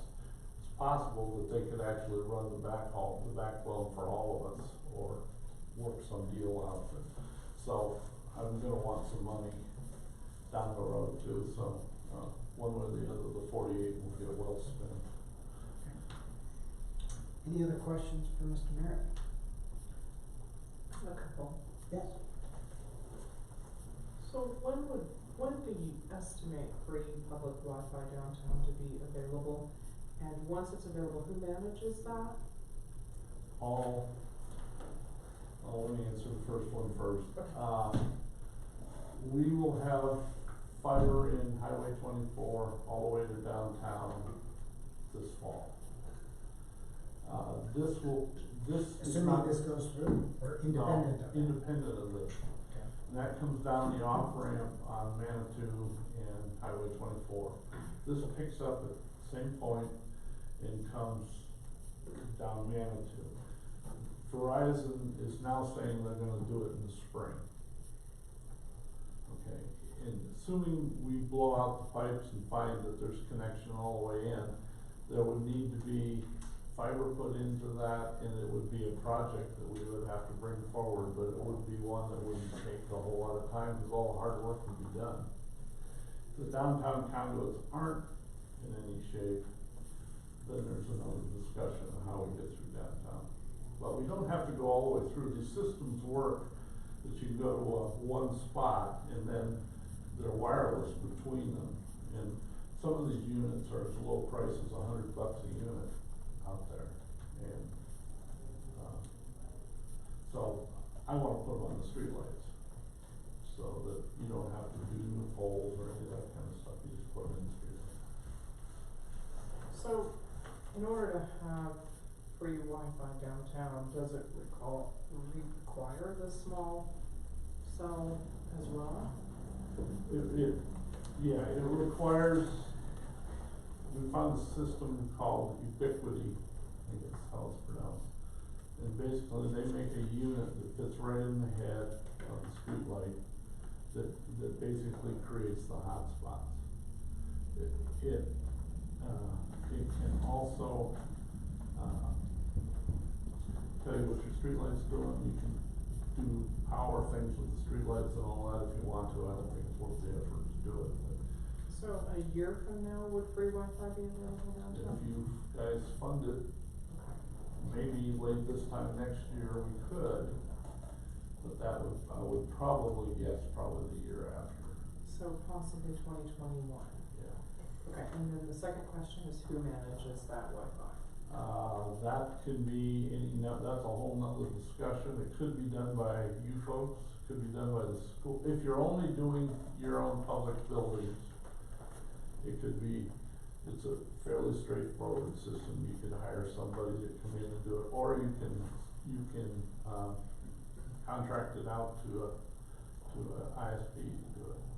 So even though it's free Wi-Fi downtown, so there will be an extra cost at that level to maintain that Wi-Fi. Yeah. And there'll be a cost to hook it up to the World Wide Web, which right now is running less than $500 a gigabit in downtown Colorado Springs at the hotel. So there is an ongoing cost for that too. Thank you. Sure. Any other questions for Mr. Mayor? This isn't really a question, but, it seems to me that this is a very discrete point in a much larger system. So at this point, I have no problem in putting placeholder in, that you suggested, but, I'm feeling like I don't even know what to ask. Mm-hmm. So, that's kind of where I am. So, Mr. Mayor, what question should we ask? Well, one piece of this bigger discussion is, what do you want to do? Do you want Wi-Fi to the home, fiber optics to every home in town? That's one option, that's the high end. Do you want to put in a system that allows for a new ISP to come in and create better competition? Do you want to just do the municipal buildings in the school? All of those are different levels of what you can do. The company I work for has proposed I'm doing a study for $50,000 to $60,000 to go through all of that and get the citizens involved in all of that kind of stuff. Having looked at your budget, I'm not sure when we can afford that. But those are the kind of decisions that have to be made. What this does is it does not preclude any options. This is good for all of them, even if it means that I can trade some of these costs that I told you about. That Verizon will do a trade that basically says if we give them access to these pipes, they won't charge us for the second conduit, or they'll underground the rest of it. So it's good trading material, and it's a good backbone material for your system. It's possible that if you did free Wi-Fi for the downtown, that none of your merchants would need their own. They could run off the free.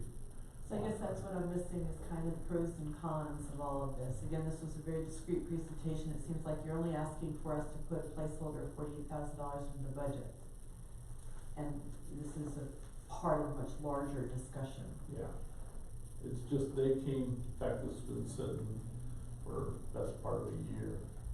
So basically, we met with them 2 weeks ago. I gave them notice that they could proceed and get their permits pending this issue of what do they do about Canyon Avenue and some barricading issues. But they have the rights to do it anyway, but this allows us to keep our options open. And it's really a key piece for the backbone of any kind of system that you want to build, or none at all. If you don't want to do it all, then you can trade it and cover some of your costs. Mr. Mayor, as a point of reference, how much does it cost per foot to do our own 2-inch conduit, digging our own trench? Neighborhood of $20 a foot, maybe higher with your rock. So here's the thing, is we pass this ordinance of co-location of just a pipe. This past summer or spring for expressly this kind of purpose, so that we can either run our own fiber next year, a year from now, never. Or we could say, hey, we're saving you $20 a foot, Mr. Internet Service Provider, whoever that might be.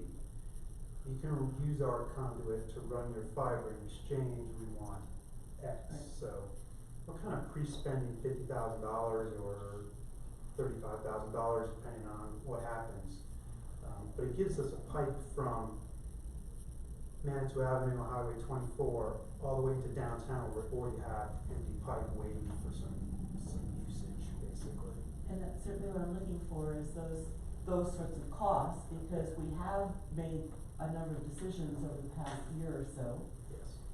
leading up to this, and I'm having just trouble connecting all those dots. Right.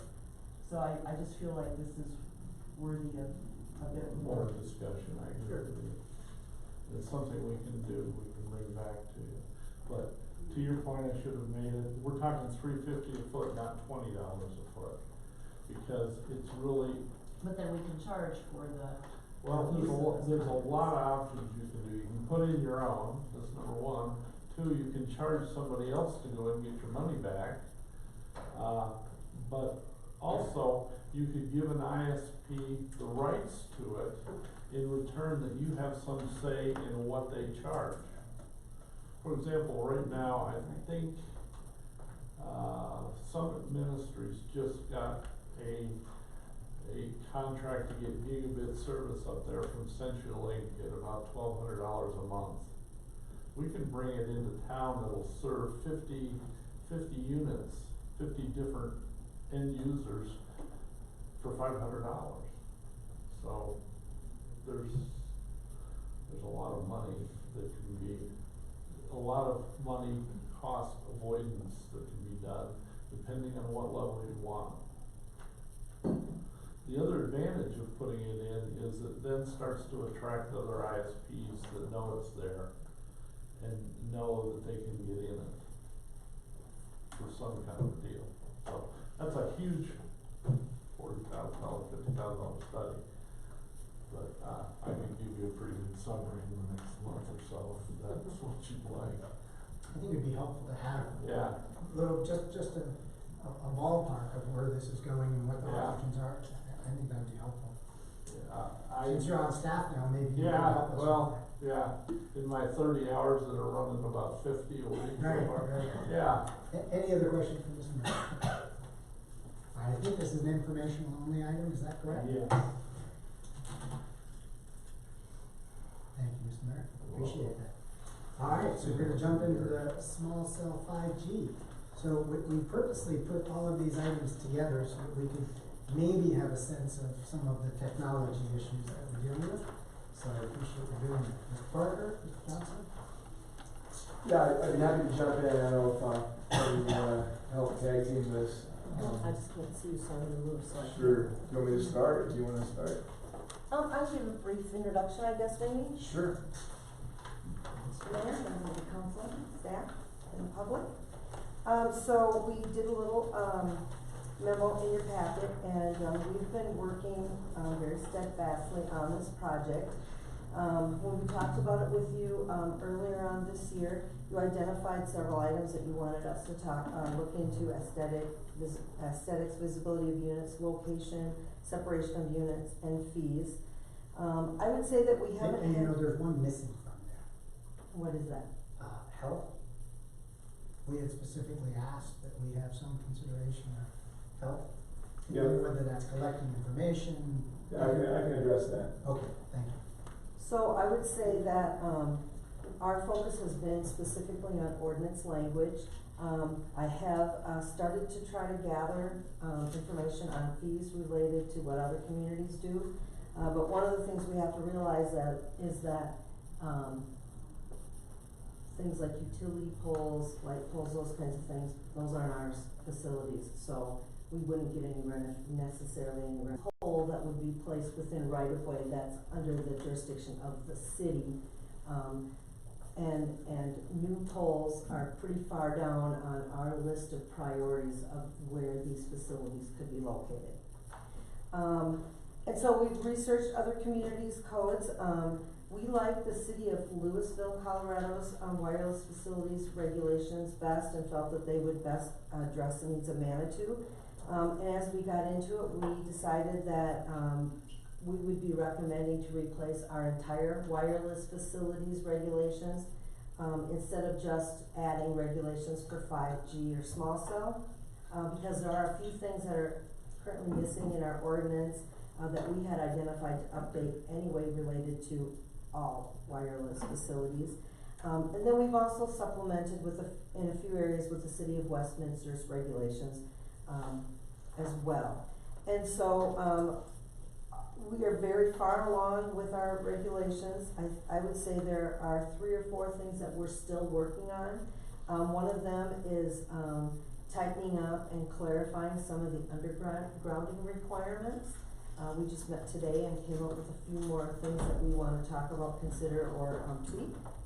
I would also say the review standards and the process for review of these things, we're still working on those. We felt that the Louisville regulations were not the best, they weren't super clear, so we're working on those as well.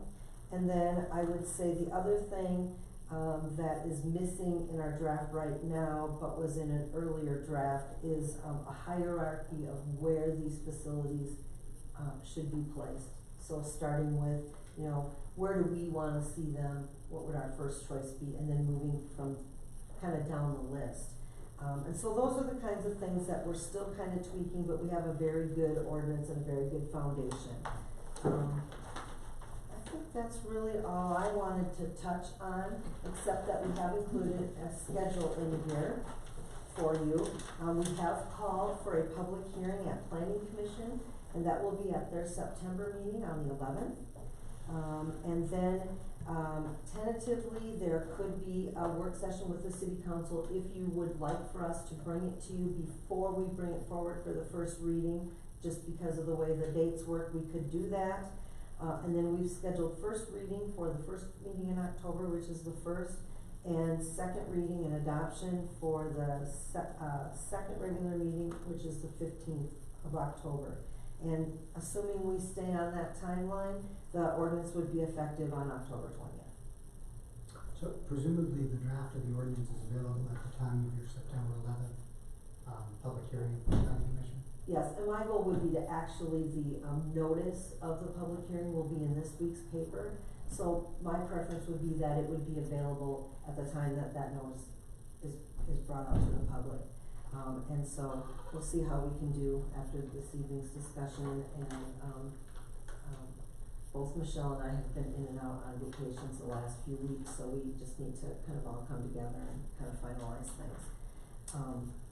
So really, hopefully by the end of this week, we would have that draft ready for public review. And then that would be put on the city's website. We put some more information out there to schedule all of that.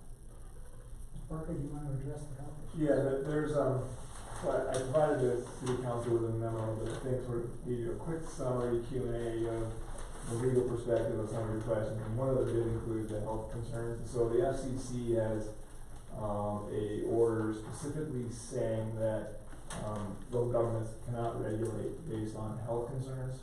We kind of discussed that briefly at one of our previous meetings, but I know Council Member Eller would have had some significant concerns about that. So my thought now is that the City Council could set up some form of reporting system, some form of a database, or anything you want to document health concerns, document complaints, but your regulations can't regulate them differently based upon health concerns, because the FCC has determined from all the evidence that it's reviewed is that there are no negative health impacts from these types of facilities.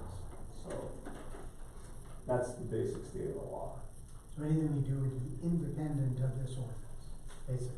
That, generally, yes. I mean, you could put something in the ordinance that says the City Council shall do this to set up a reporting mechanism, but to me, that doesn't really need to be in an ordinance. I don't like putting obligations on my clients via their own ordinances.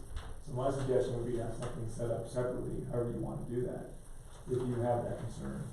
And you can maintain records of complaints, and you can location. I'm not sure how that would work. Maybe somebody who has a better understanding of what how to do that would be a better person to talk to about how to do that. But not, you can't regulate them based upon the health impacts. Thank you. You know, it's not just me, I'm responding to Yep. people who have brought in films and had meetings and concerns. And, so I would like to do this, actually, it doesn't seem too difficult to set up a reporting system for issues, because then we have a track record. You know, small cell or 5G, whatever you wanna call it, is new. Remember when your doctors were smoking cigarettes because it's just fine, would you like one, you know, that kind of stuff. We don't really know, we have a lot of trust in this culture of like, everything that comes down the pike is totally safe. But if you notice like the prescription ads, it's like, yeah, you take it for this, but you have all these other things that come with it. So I think that would be prudent. Now you talk to some people that have concerns.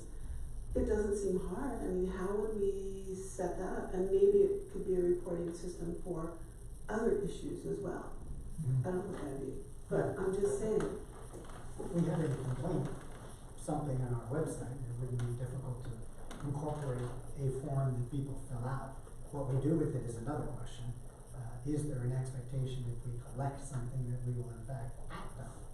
Yeah, I mean, I guess to me it would be, there are people out there who have expertise in setting up how you track what kinds of complaints and what kind of symptoms might be, and it really could do a much more robust tracking and reporting mechanism than I could ever come up with. But there's a reason why there's an FCC order on the issue, because you aren't the only person to raise this issue. Right. So. And so it could even reveal something else. If a lot of people over in, say, Crystal Valley are reporting complaints about something, maybe it's not the 5G, maybe it's something else. It just doesn't seem difficult. And since there are people that are concerned, I think it's the least we can do, because we've got the FCC saying, yeah, it's fine. It's like your doctor's mom, would you like a cigarette? So, you know, I mean, to me, it seems easy. What do you think? Matt, did you, you probably need to come up here. Slide in a little. Our company does these reviews, and I just reviewed one that, there is an issue in front of the antennas for a certain distance. We're still trying to figure out exactly what it is. But the one we were reviewing was 6 times the amount allowed by FCC. But it's very short. One of the things I've put in is a minimum height for those things, that they should be up close to 20 feet high to the bottom of the antennas, because they tend to radiate out the front. You should not ever get in front of one of those things within a certain range. It drops off very rapidly, but putting them down at a low level is not a good idea, because, well, for example, XL in Denver will not work on any of their equipment with those things running, because their people are getting sick. So, there is issues, but they're mainly right in front of the antennas. So would we be able to, one, indicate the height, and two, the distance to a resident or business or something like that? There is a study that you can require of them, and I forgot what it's called, but that basically they supply all that information to you, how far away. The one we were looking at was the standard 5G are fairly low wattage, but they have some backhaul ones that are huge. 600 watts, I think it was, on that one, and it was pointing right at somebody's window, so we sort of pointed out that was probably not a good idea. So there are issues, and you can require that of the carriers, and they have to provide it. So. Yeah, we can look. I'm not sure. We can look into the height for sure and distances from residences. I can take a look at how we can regulate that. I assume residents or business or any place where people congregate. Yeah, anywhere. Well, I have to think about how that works, because that's pretty much your entire city. Oh, there you go. Perfect. Could have an issue with that, but let me look at what other jurisdictions are doing with the law. It sounds like it may actually depend upon the power of the actual facility we're dealing with, what the distance limitation might be. So it may not just be so simple as 15 feet for everything. It may be some kind of formula. I'll have to look and see what we might be able to do on that. I'm just not sure of how that is. Mr. Mayor, I appreciate your continuing, help with this issue, so thank you.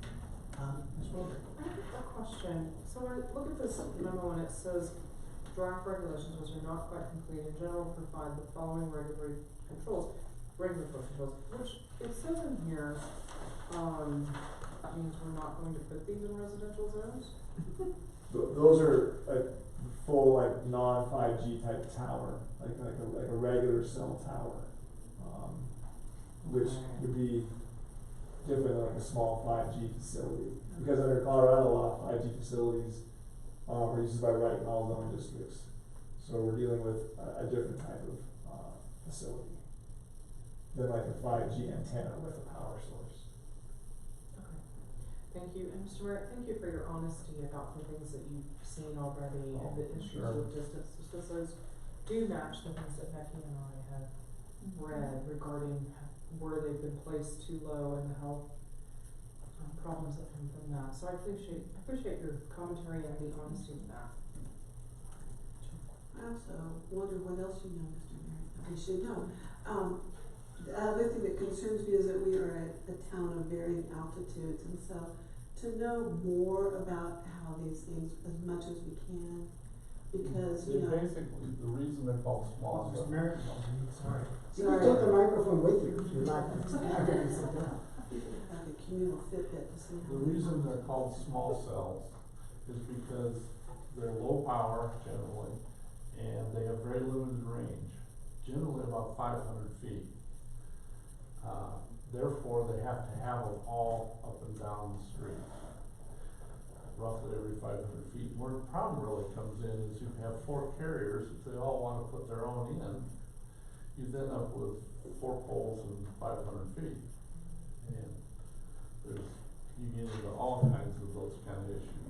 So how are we gonna avoid that? You can't. Well, one way we are is gonna be requiring co-location whenever possible, and have the order of preferences. So one of our preferences will be, you need to co-locate on an existing facility, unless it doesn't work for your network, and you can show us it doesn't work for your network. So they're congregated on the same facility then. And as part of that, we incorporate the height problem. So there's 2 things. One, I see height limitation for towers, meaning we don't want them too high. And what I'm hearing from Mr. Merritt is that we don't want them too low. Yeah. Well, you can do it in 28 feet, I think. And so my question is, if someone goes on that spot, we require them to co-locate, and there's no room above or below, if you can't go below, then what? Then you have to find a new location for your facility. And that's what we're gonna do. By the way, they can also be put on buildings. They don't all have to be on the street. I was just gonna say that that's the other option, if they can't find a pole that meets their needs, they could locate on a building. But then they're close to either residents or businesses. Yeah, they'd be directional out only. They wouldn't be a full on kind of a situation. But Okay, thank you. it isn't simple for sure. And it's all being litigated. Just like the rest of it, FCC is being sued by umpteen different cities over them saying the cities have no say in that. Ms. Wolf's gonna come up here in a minute and tell us how we can sue them. Is that what you had in mind? Oh, no, I was just gesturing, that the cell tower vibes can't like come off the roof and like go into your window. No, I didn't mean to be raising my hand, but thank you so much. Alright, any other questions? Yes. Are regulations proposed to limit on residential buildings? Or can I sell my house for an antenna? You can laugh. This is how lots of farmers make their money. Yeah, so whether it's your house or another piece of property, the same regulations are generally gonna apply. So you can't put a tower in your backyard.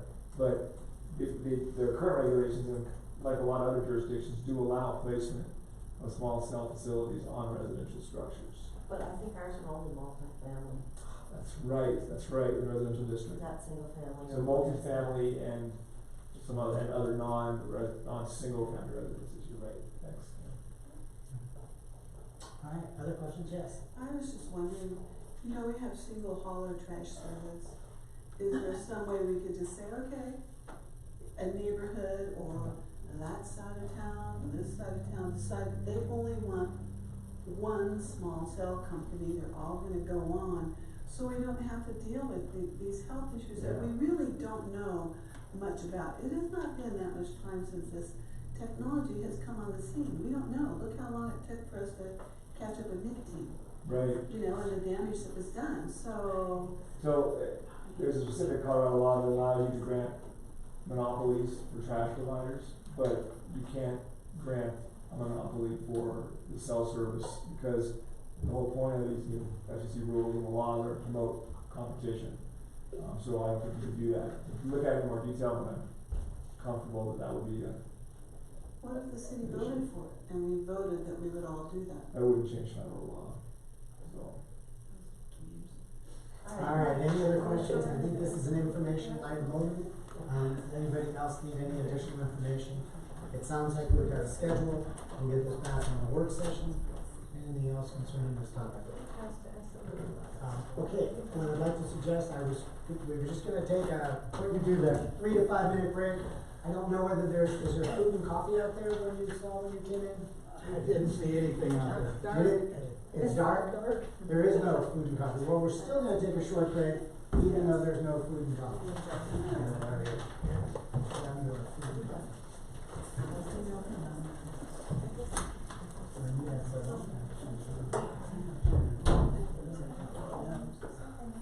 John, how are you?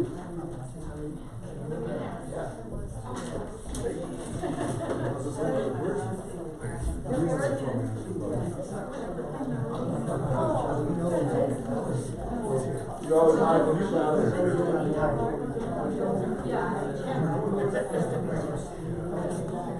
I got screwed up. I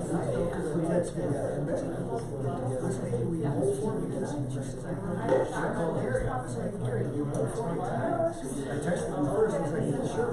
You can text me back, I was like, I'm gonna be there. I could've made that mistake.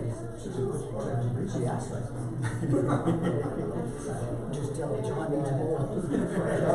Hey, do you want me to go into this thing on here?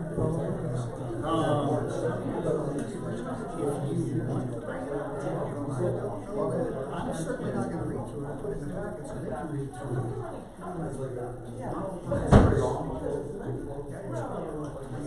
No, I think I'll leave this on there. We're good? I'm only one signature. It's going to recapitulate to. Yours too. It's perfect. When the document was created, It's already been signed by the state, I'm gonna create the stamp. Use it whenever you need. Did something happen? Outside? No, I saw you guys coming in with all this stuff. Well, as usual, no, they were coming in with, this is our typical fire captive communities.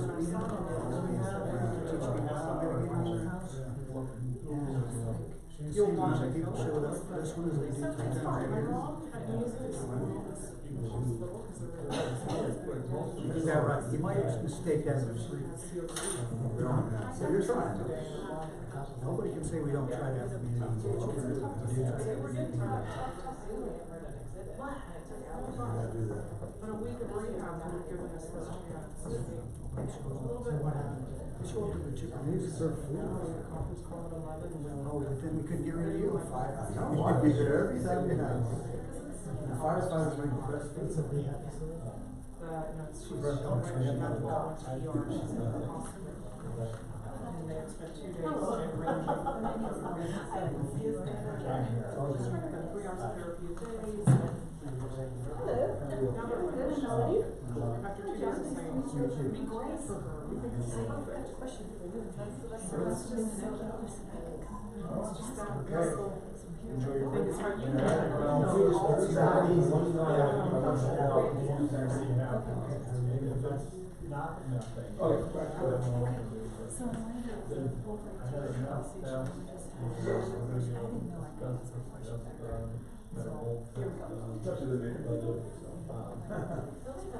So the question I have is. No, I'm not talking to the board.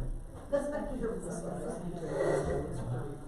do wanna tell you though what they're saying about it, and then because they're representing the community. And we have this massive competition, so I'm going with this. You wouldn't be interested. Well, I have to watch the struggle. So,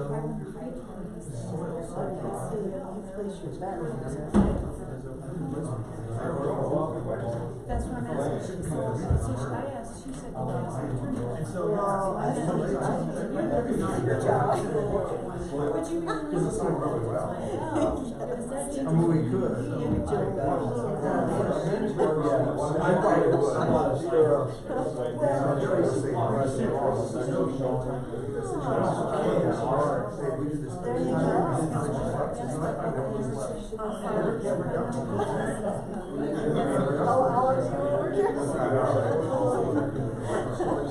got nothing to do. Wait a minute, what's wrong with this? Well, you know, I just.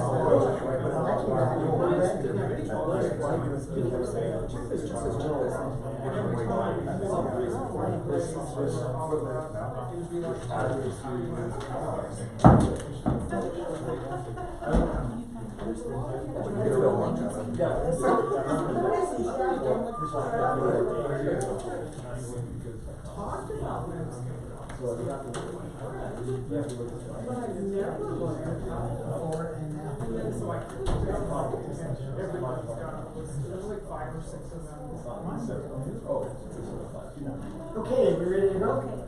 We're gonna call item 7, item G7, Community Wildfire Protection Plan, and update on the fire training facility, which is also item 8. So I think we can do item 7, 6, and, item 7 and 8 perhaps together. We have Chief Forsett, and I'm not sure if I understand your ranks, right? That would be Captain White. Captain, thank you. Sir? Mr. Mayor, Mayor Pro Tem, council members, tonight, hopefully in your packet, you've already been introduced to the Community Wildfire Protection Plan. What we're looking for tonight is to kind of get this finalized. It's been an effort of probably a couple of years. It's something that we probably should have done probably closer to 2003. Back in 2003, the government created the Healthy Forest Restoration Act. That was after, if you remember, that was our Hayman fire. There was also a lot of other very large fires in 2002, so because of that, there was a lot of effort made for healthy forests. And some of those efforts were totally geared towards working with tribes, local governments, state governments, etc. And that, one of those big initiatives was creating the Community Wildfire Protection Plan. I want Bobby to at any time chime in, because this effort was put on him. This was his project from the very beginning, and he's worked very diligently with our planning department. This was all in conjunction with Plan Manitou. This is a large part, whenever you look at 1, 3, and 5-year plans that are in the CWPP, you'll see a lot of those efforts are actually affected in the hazard mitigation part of Plan Manitou. So we've already taken steps in the 1, 3, and 5-year parts of this plan. And to finalize this, I guess where I wanted to speak about the effort on this is it's a huge collaboration. And I should let Bobby speak to that collaboration, but and I will let him speak to that hopefully, because I think there are people who are due a lot of kudos, for all their efforts in this program. But, the focus of the Healthy Forest Restoration Act, as far as it pertains to the city of Manitou, was, the focus number one was to look at communities who face wildland-urban interface risk. You just need to look out the window to see that here. We have continuous fuel types all across our entire community. So we are definitely within the WUI, and as you know, through our assessments, that we've deemed Manitou, the entire of Manitou, a WUI area. And if you could just tell us what WUI is? Wildland-urban interface? Thank you. Okay. Also, the other part of this plan, that's part of the focus of the CWPP, however, plans aren't spelled out in it for that area though, is our watershed. We have a single source watershed, and that needs protection and it needs planning as well. So, I started to say this, we're here tonight to finalize this by having council approve you putting your signature on the document. The document the signature page that goes with this document has already been to the state level. We've gone back and forth many times, but at the state level now it's signed, and now it's time to come back to you. It requires three: state, the CEO, the municipality, and then the fire chief, the fire authority. So that's why we're here tonight. But I would like Bobby to speak on the project because it's been so important to him and many, many others. Thanks for letting us be here. I tell you, the initial process of this was, I'll be honest, it was very daunting. You know, a community wildfire protection plan means so much to that specific community. It opens doors and really encourages high levels of cooperation, collaboration, in areas of education, prevention, and actions. Early on, when I was assigned to begin this project, I really didn't know where to start, so I started small, in-house with wildland fire professionals and specialists. With that, we came up with ideas of people bigger than Manitou, or not bigger than Manitou, I'm sorry, there's nothing better than Manitou. People at higher levels of government than Manitou, to give us recommendations, opinions, suggestions, and then we began the actual writing of the document. Couldn't think of a luckier set of events to happen than Plan Manitou and the Hazard Mitigation Planning Team. Working with the Planning Department, Clarion Associates, the open public forums we had, it gave me a lot of information to think about putting in and considering for our CWPP. For that, we worked with Colorado Springs Utilities, their forest management program. We worked with Colorado State Forest Service, El Paso County Sheriff's Office, in particular, their deputy, whatever Chief Channel's. Fire Marshal? Deputy Fire Marshal Chief Channel. We got a lot of input from people who absolutely see Manitou as a valuable resource.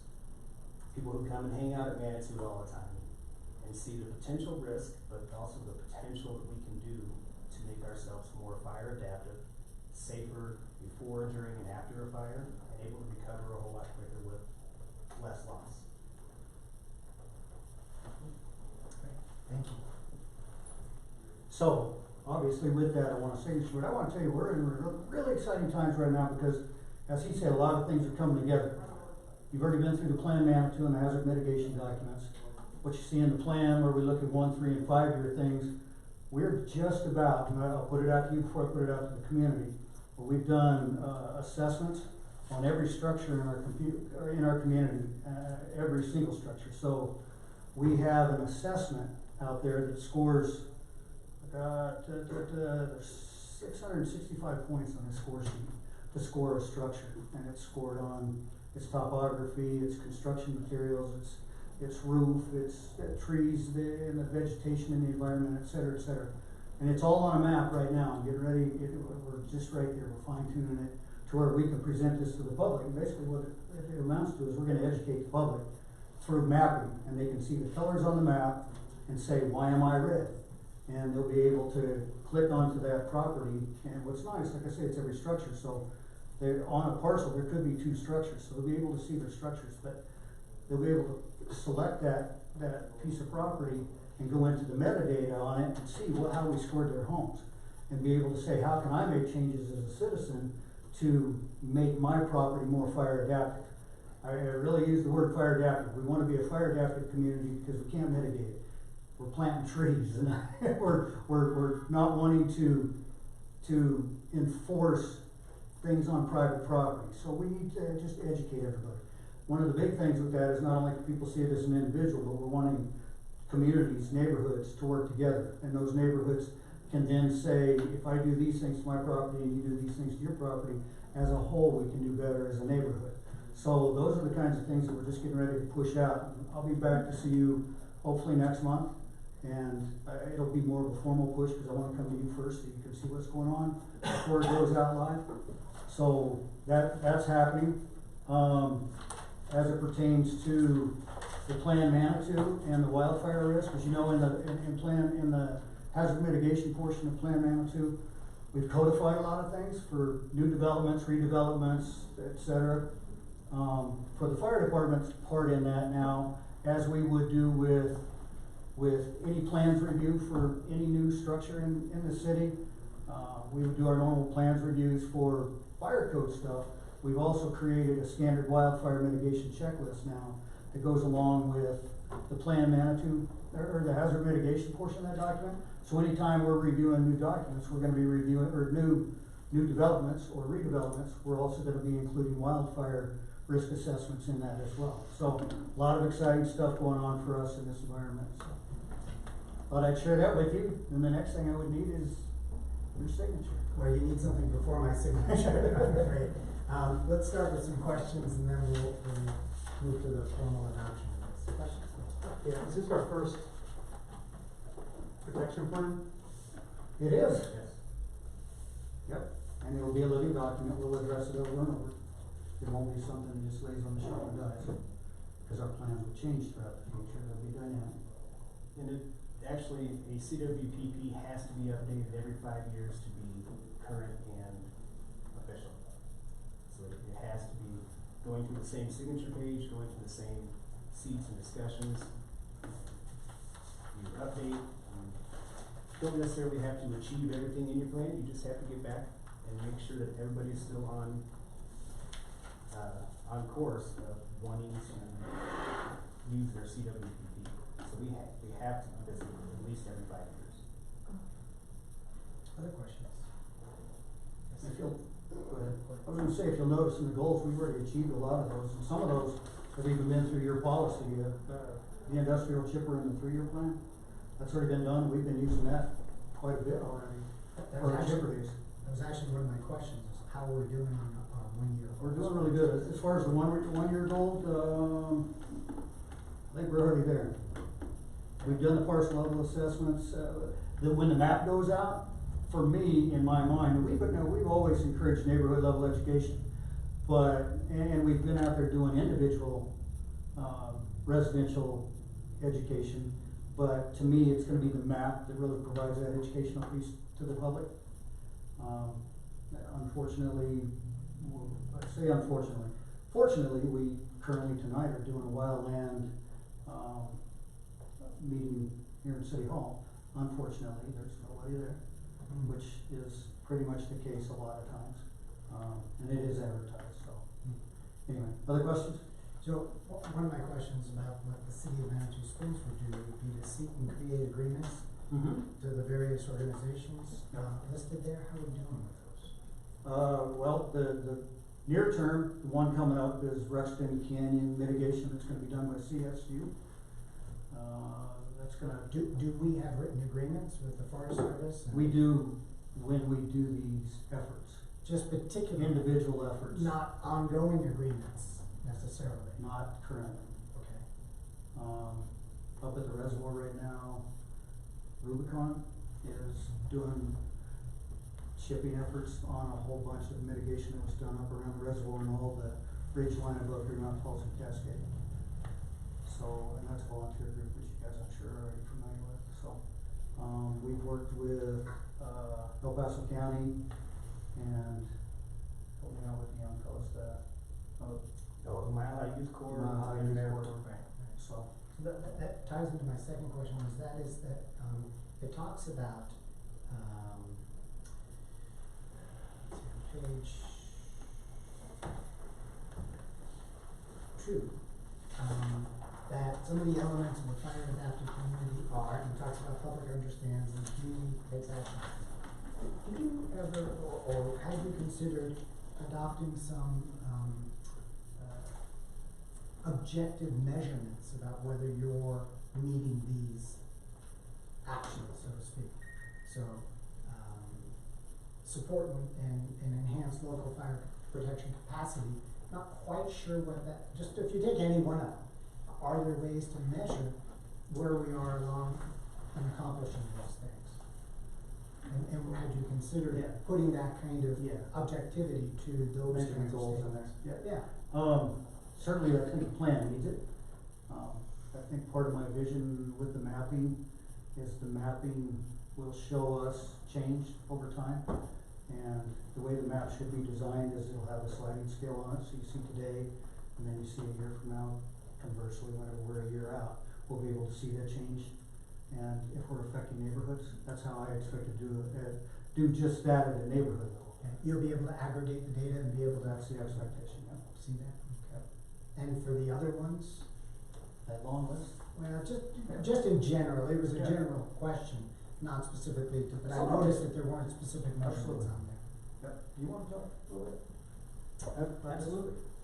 So this list, and as you're asking, do we have a measurable or an objective set of goals? I believe that the goals that we have set for our 1-year, 3-year, 5-year goals do meet some of these. For example, right off the top, to create a collaborative group to develop CWPP, and this is what we are trying to achieve, our next step this evening. Get into the education and prevention pieces. This is where our mapping is going to help our public be able to approach us and say, please tell me why my color is red, as Chief explained. That gives us the opportunity to go and talk to individuals at a parcel level around their entire property at their invitation and help them understand what they can do more and ways to do so. I know a lot of people are afraid of the cost of having shrubs removed. The thing is, we're not encouraging people to remove shrubs or spend thousands of dollars. There's simple things that they can do, like put up reflective addresses, clean their porch, sweep their gutters, these kind of things, restain your deck.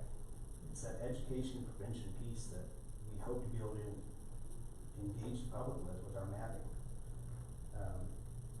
The support and enhance local fire protection capacity, that is helping our community know that they don't have to wait for us to take action. And Kevin, I'm not suggesting, I understand all what these say, I was just wondering if you had intended to, and I'm not saying you should or shouldn't, I just don't know enough about this.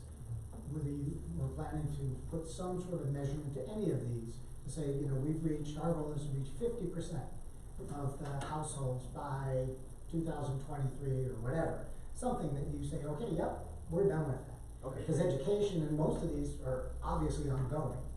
Okay. And it's different to check off you're halfway through the goal, 3/4 of the way through the goal, or something like that. Thank you for that clarification. Yeah. The thing with being fire adaptive is that whether we get a 10% or a 20% or reach 50% of people, it never stops. It's ongoing. That's what adaptive means. Right. So we may only reach 10% of people in this next year.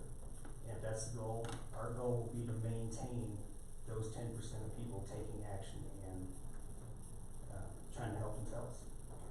I think you can address my question. Okay. Thanks. I appreciate this work, Ray. All right. Any other questions? Yes. Couple of questions. First is the camping situation. I don't believe I saw anything in your goals on addressing camping. I'll speak first, but then I'll let Bobby speak. Camping's very difficult for the fire department to deal with. That's an enforcement issue. And the fire department doesn't do the enforcement on those problems. It's certainly a partnership. We identify where the problems exist and we notify, but we can't walk up on the camps as firefighters and manage that situation. Is there anything in the plan that you would suggest, or? Other than looking at the zone concept of reducing risk, I mentioned it in the plan, that the initial zone 1, right around our properties, just isn't really feasible in Manitou. You know, a 30-foot clearance around our structures. I mean, a 30-foot clearance, I'm in Councilman Rohrer's dining room. That said, the zone 2 and zone 3 concepts could be for fuels treatments at the edges of our cities, and that's where a lot of these camps. Yeah, and I don't need solutions right now. I was just surprised that there was absolutely no mention of it in here, because it is a huge concern of many of our citizens. My second question is, and you've addressed it in great part, much to my bewilderment, it seems to be difficult to capture the imagination of many of our citizens, as evidenced by no one came to your thing tonight. So I would ask if there's anything that we can do to assist. I think the map will go a long way. But if there's anything we can do, I mean, if there's, you know, people are concerned about expense, are there grants, or little grants, mini grants that we could put in place, or whatever, what we can do as the council to further assist in this endeavor, because as I've said many times, this to me is the biggest threat to our city, is if we burn our city down. So. You're absolutely right. It's our biggest risk, and anybody can just look back last summer at the campfire in California in the city of Paradise. They were even unlike us in the sense that they had greater separation between fuels than we did. We don't have separation between fuels at all. We have the topography, we have the same winds, the foam winds, our Chinooks. Everything lines up right. We are Paradise, but in any day. So, when we talk about being fire adaptive, well, we're not asking people on properties that are existing, so we do have an issue. Yeah, and I would just say that if there's anything more that we can do as a council, as a city, I mean, I think that the policies that Karen and Kim have helped us put in place have certainly gone a long way toward that. But if there's anything else we can do. And one other thing, I believe you brought it up, Chief, in a recent email, is our inadequate or unstable water supply, or water system within the city, that, you know, we put ourselves at risk because we have a very old, dilapidated system. So that might be something that should be, I'm particularly you're right on that. So those things that are existing. Other chief isn't here, because one of the things I had asked about with the former chief was when we identify where they are, obviously we will go, hopefully somebody will enforce and clean up. But then we go back and check. So we have a map that says, here's where we had a problem. It's red because we didn't do anything. Now it's green because we cleaned it up. How difficult would it be to incorporate that kind of information into the kind of mapping that we've already put together? Because the chief didn't get very far from his end of it in terms of the mapping. I think the mapping was a problem. It sounds like. I think it would be a second map. Okay. But certainly doable, I would guess. You would think. I don't wanna ruin the surprise, and part of that effort, I shouldn't even say part of it, the mapping effort is actually this friend of mine who's the wizard, is mentoring a young man who graduated from UCCS in GIS type stuff. And to do the effort would probably be our greatest achievement to make it happen, but I do see that, I think a second map would. If you could maybe get with Chief Priester and see how far along, if at any, they've come with that. Because, you know, we hear lots of different rumors, there are camps all over town. It'd be nice to know where those camps are and map them. And say, yeah, we've got 5 active camps. They're not rumors. I know that, but it'd be really good to put down in writing and map the data for that.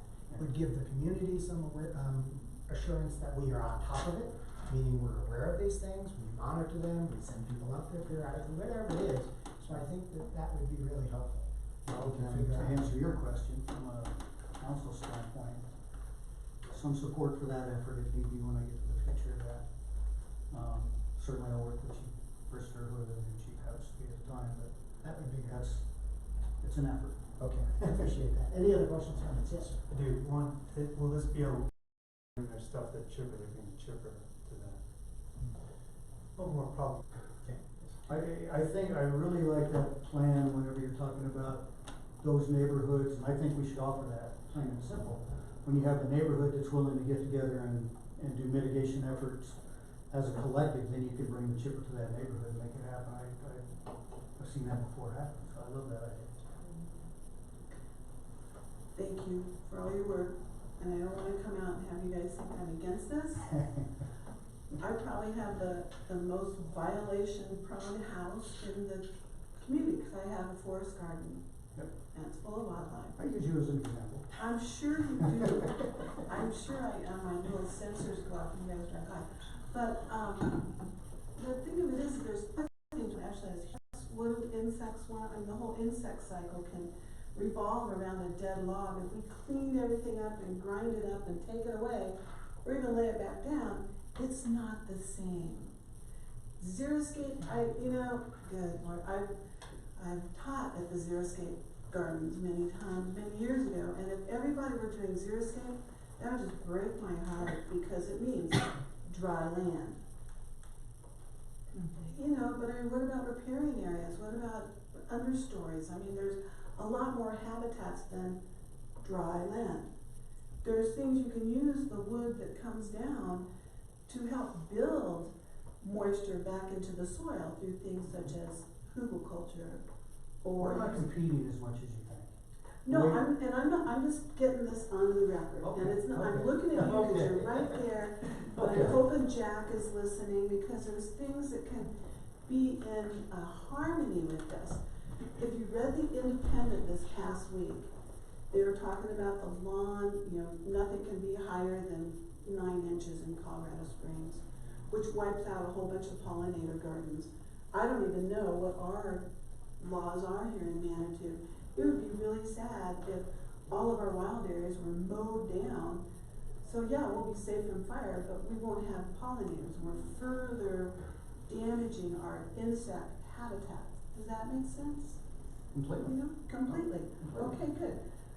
The farm, Smokebrush Farm, would love to have goats and sheep and a couple of shepherds that could go up and fire mitigate up on the hills in places where we can't even get, just through animal services. I mean, nature has many services that it gives us that we as, two-legged, smart, hoity-toity Homo sapiens don't pay any attention to. But there are communities that are using goats for fire mitigation and using them also for weed mitigation, which tends to follow. Fire mitigation is, here come the noxious weeds, because we have broken some kind of a loop system or a cycle with nature. I think we should talk to people about, hey, let's stop putting on roofs that will burn. Even an asphalt roof will burn. It's fossil fuels. So where's our hey, we'll help you get a metal roof, or hey, we'll help you get a tile roof for those who are have more money than the rest of us. There's other things that I'd like to see in here.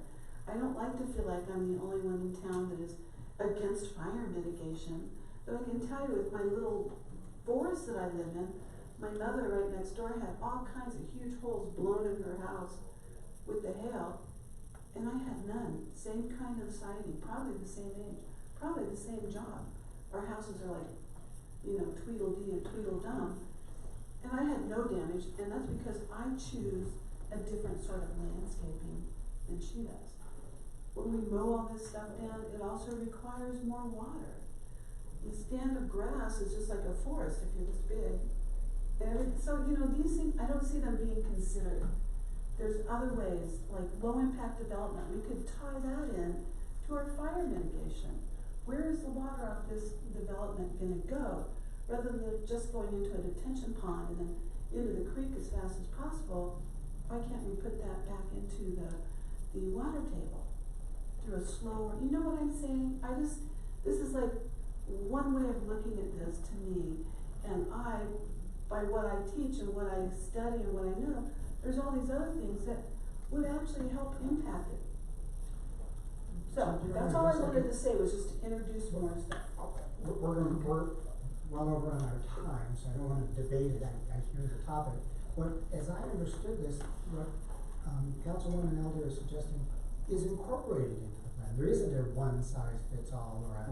We're not asking You gotta do that. mow So we're saying everything we down. should, and I think it's open to the kinds of things. I think that what I you're- heard from her was what she wanted to express, and I don't disagree with her at all.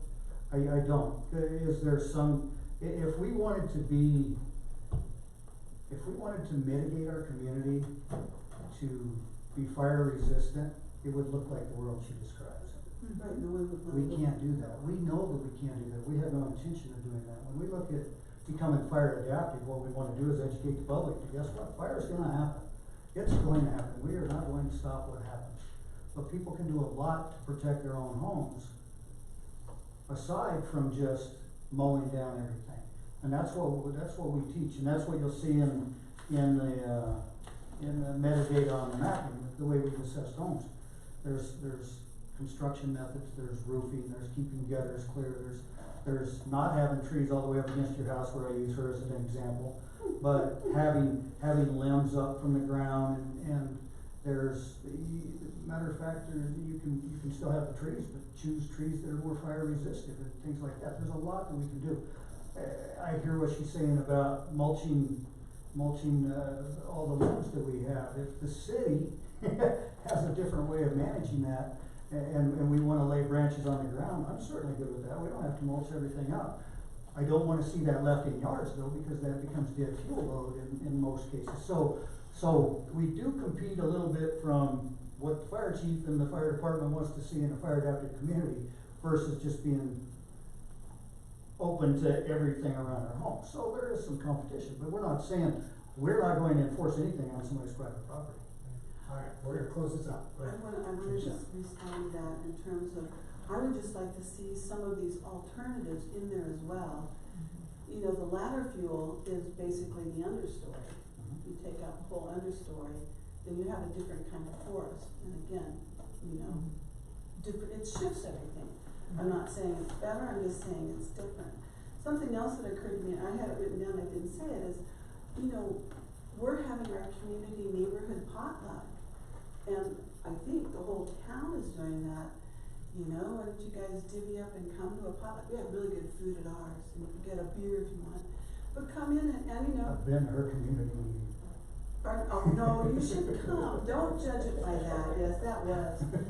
I'm sure, No, this is a that took me by surprise. I had no idea that was gonna happen. I was shocked, probably as shocked as you were. But I think it's an opportunity, these neighborhood potlucks, it's actually an opportunity for the city to reach out in the community. I mean, don't bring the truck, just come on down and, hey, you know. And you know I love your community, and I I know, validated I know everything you're they kidding, said. I but- validated everything they said, I understood. I felt bad. So, and I just would like to see these things considered, and sometime I can talk to you about those branches. The whole concept in just a nutshell is you swale for water retention on contour, you lay the branches down in that swale. A little more detail than we're really wanna get into here. You need to Okay, know let's this. see. You need to know Could you this. take it offline? I would love to. Can we take it offline? Yeah, Just so I have a you team, know. I have a team that's dedicated to that Just kind so of you discussion. know, because I would love to share this with them, because it is a soil building, water conserving, technique. Yes. Okay. Great, thank you. Yes, sir. I move that we approve the mayor signing our community wildfire protection plan. Is there a second? Second. There's a motion, a second, any further discussion? Thank you. Yes, good discussion. Well, sounds like we could continue. Well, yeah. Any further discussion? If not, please vote. Motion passes unanimously. Any more? It's on the 28th, gentlemen. It's I on the will, 28th I of will this also let month. you know we are having, also a potluck in our neighborhood, and I think having some of you guys come and talk to folks would be great. I think the intention is to have neighborhood potlucks in every neighborhood. So whether we'll have that done, we have at least 2 of them, in the neighborhoods, and I think you guys just come in and having some food and talking to people and seeing who might be interested. I think in it's that. great. That'd be great, yeah. And we So always, thank you. we always So we invite have- the police department too. You're gonna give us a quick update on the Okay. fire training environment. Did you have an opportunity to see the board list that I threw out? We do have that, yep. Well, I guess what I wanna say is I've been moving slow simply because of the, some of the site issues that we were having. We're still working on one easement to go up there because of a property transfer. We started out where we found all the easements for the roadway going up there, but we found no easements with signatures, so we resolved all that but one. There was never a site survey up there at the plant, so that might be done right now, it might be really, it was supposed to happen here within a week. So survey's doing the site development plan for us and the site survey. We found out that the treatment plant property was still deeded to the Colorado Water Conservation Board. From back in the day, they were the ones that loaned us the money to purchase the property to do what we wanted to do up there. There's still some outstanding debt on that, but they were willing to release the deed in our name so that we can have the property in our name now. All of those things have needed to be done so that we can rezone the site, because back when we did the water treatment plant, rezoning of the site wasn't done, it was left as low density residential. So we're working through the system now, because of all these other things that we've had to do, we'll be able to get it rezoned. And once that's done, then I'll feel more confident about moving forward and doing things like, getting out the request for proposal and the engineering and those things that I mentioned in here. Probably the bigger thing that you're more interested in is the DOLA grant. That was applied for in the August time frame. We should know by the end of this month, 1st of October, whether or not that's successful or not. You'll notice in the budget whenever that comes to you that I'm still asking. I originally was asking for the 500 with a $500,000 match with DOLA in last year's budget, which that money was there. I've asked Becca to roll that over in the budget now at 325, which I spoke to you about in the last update that we had. And the 325 is the total cost for it, not the million that we started out with. So obviously it's a significant change, but keep in mind it's a significant change. It certainly doesn't include all those things that we wanted in the past. It's never gonna include that. So this at least provides an environment for my firefighters to train.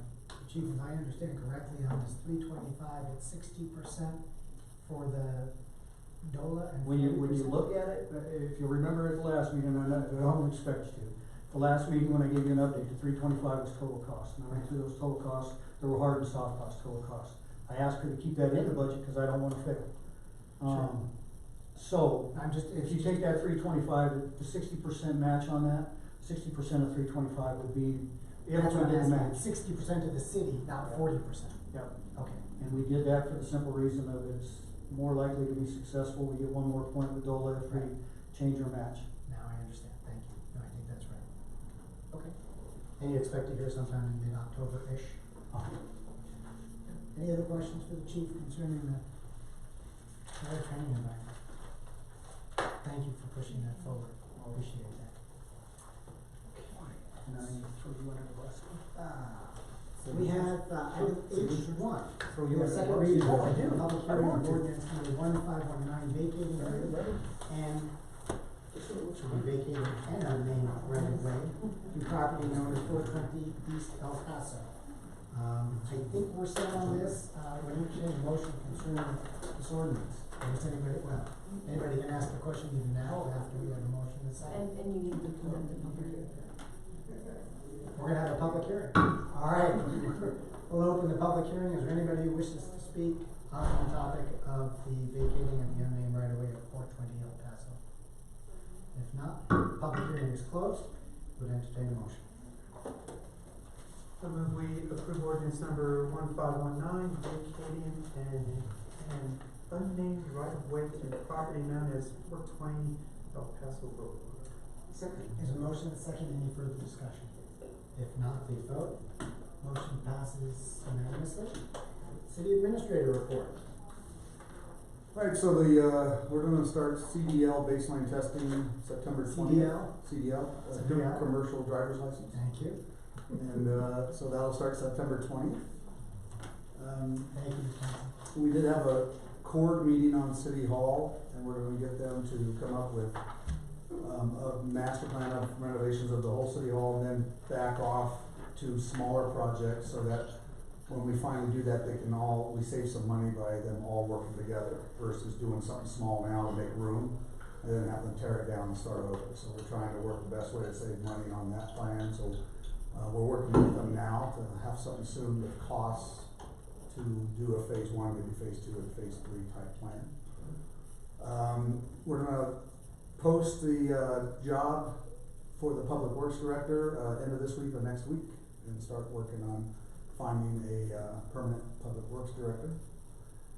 Narrows Road, we will remove the tree tomorrow. CSU will come in and take down that dead tree, and then it'll be removed from the private property. That's been sitting there for a long time, so. And just, good news on paving, it's probably gonna be less than $13,000 to pave that stretch. So we're looking at doing that as well, once we get permission from all the parties there, living on that street, so. And the only other thing is calendar events. Tomorrow's the Historic Preservation Commission meeting. Monday is the Housing Advisory Board meeting. And then on September 28th, Saturday, there's Brew Fest and Painters on the Wild. And that's all I have for A today. couple other meetings that I think that, Ms. Johnson, I'm sorry, she left, she had scheduled a public meeting concerning, the parking and transportation management issues. That's coming up on Tomorrow and Thursday. Tomorrow night. Tomorrow, yeah, and then Thursday there's 3 meetings, 9, 10:30, and 1. Was that on in the calendar? Is that it? Apparently She not. sent an email. So you might wanna see Yes. how we can get that a little bit better publicized. Yes. So Thursday is 9, 10:30, and 1. Yeah. I have the transportation meeting on the 11th. That's a different meeting. So that's a mobility group. This is something that, Ms. Johnson had suggested in relation to our management of our parking assets, I believe. So it's more of a parking management issue. Any other questions for Mr. Cheney? Yes, sir. Mr. Cheney, obviously tomorrow, the only thing on the city calendar is Historic Preservation Commission regular meeting. Fire department's thing was not on the city calendar, wasn't on next door, I don't know where. I wrote that down because I was gonna ask him where he put his information, and we can help with that. I never saw it. So it becomes more than that, right? When all of these different departments need to do something, where's the internal policy on who it goes through to send it out to all these places? Because it's no longer just Pikes Peak Bulletin. I mean, everybody gets their information from a dozen different places, and it needs to go to a dozen different places to get community engagement. And I would love to see you guys come up with a plan for all the different I'm departments. glad you brought that up, because later this week, we are meeting with all, the employees in the executive office area that do a lot of this, to talk about the best practice to get information out. So I'll bring that up. You're right, and it's, been weak at best to get the information out to the public, or even to each other. So we're gonna work on the plan on how that's done, who does it, who's responsible, how do we engage the other departments to get us the information. So I'm glad you brought that up. We're gonna be working on that. Fantastic to hear that. Thanks for bringing that up. Appreciate it. Any other questions for Mr. Cheney? Okay, anything else, Mr. Cheney? That's good. Thank you. Great, council correspondence. You wanna start? Sure. I was wondering if council would support guidance to our city attorney to do a ordinance on no open carry in parks and parks and open spaces. We're talking guns, Correct. just thought I'd clarify.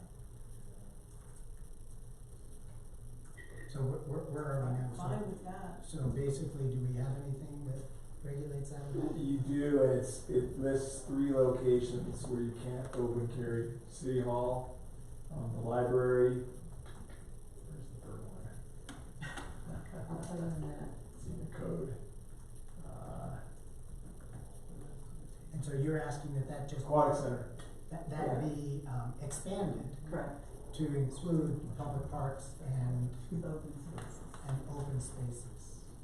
And how would we regulate the open space portion of it? Of the parks, I assume we have some visibility on, but is it on a complaint basis type of thing? I would think so. Well, I would think parks and certainly will. Complaints, that's easier, because we do have enforcement around our parks. But we probably don't have much enforcement around our open spaces, if anything. You know, if somebody sees somebody out there with open carry and they're coming down the trail, you can always have a call to enforce it that way. But then you'd have to put signs up. I don't think you have to have signs up for that. You can just be, just like any law, you don't have to have signs up for open carry prohibitions. I wanna take a little more detailed look, but I think the basic law in Colorado is that governments can limit open carry in any area they desire. But you generally cannot limit concealed carry except in certain circumstances if they have a concealed carry permit. There's certain exceptions to that, but that's generally the law. So we have a posting on our window here, I believe, no firearms. That's just a voluntary thing that we do, that's not required. It would be basically, so the rule is if you're coming into a government building and you wanna, ban all firearms, you have to have a, metal detector, weapons detector, monitored by an individual at all times. And then you could basically take concealed carry weapons as well. You can prevent open carry without a sign, without a metal detector. Okay, I assume that's what we're doing in this building, for instance. I would guess so.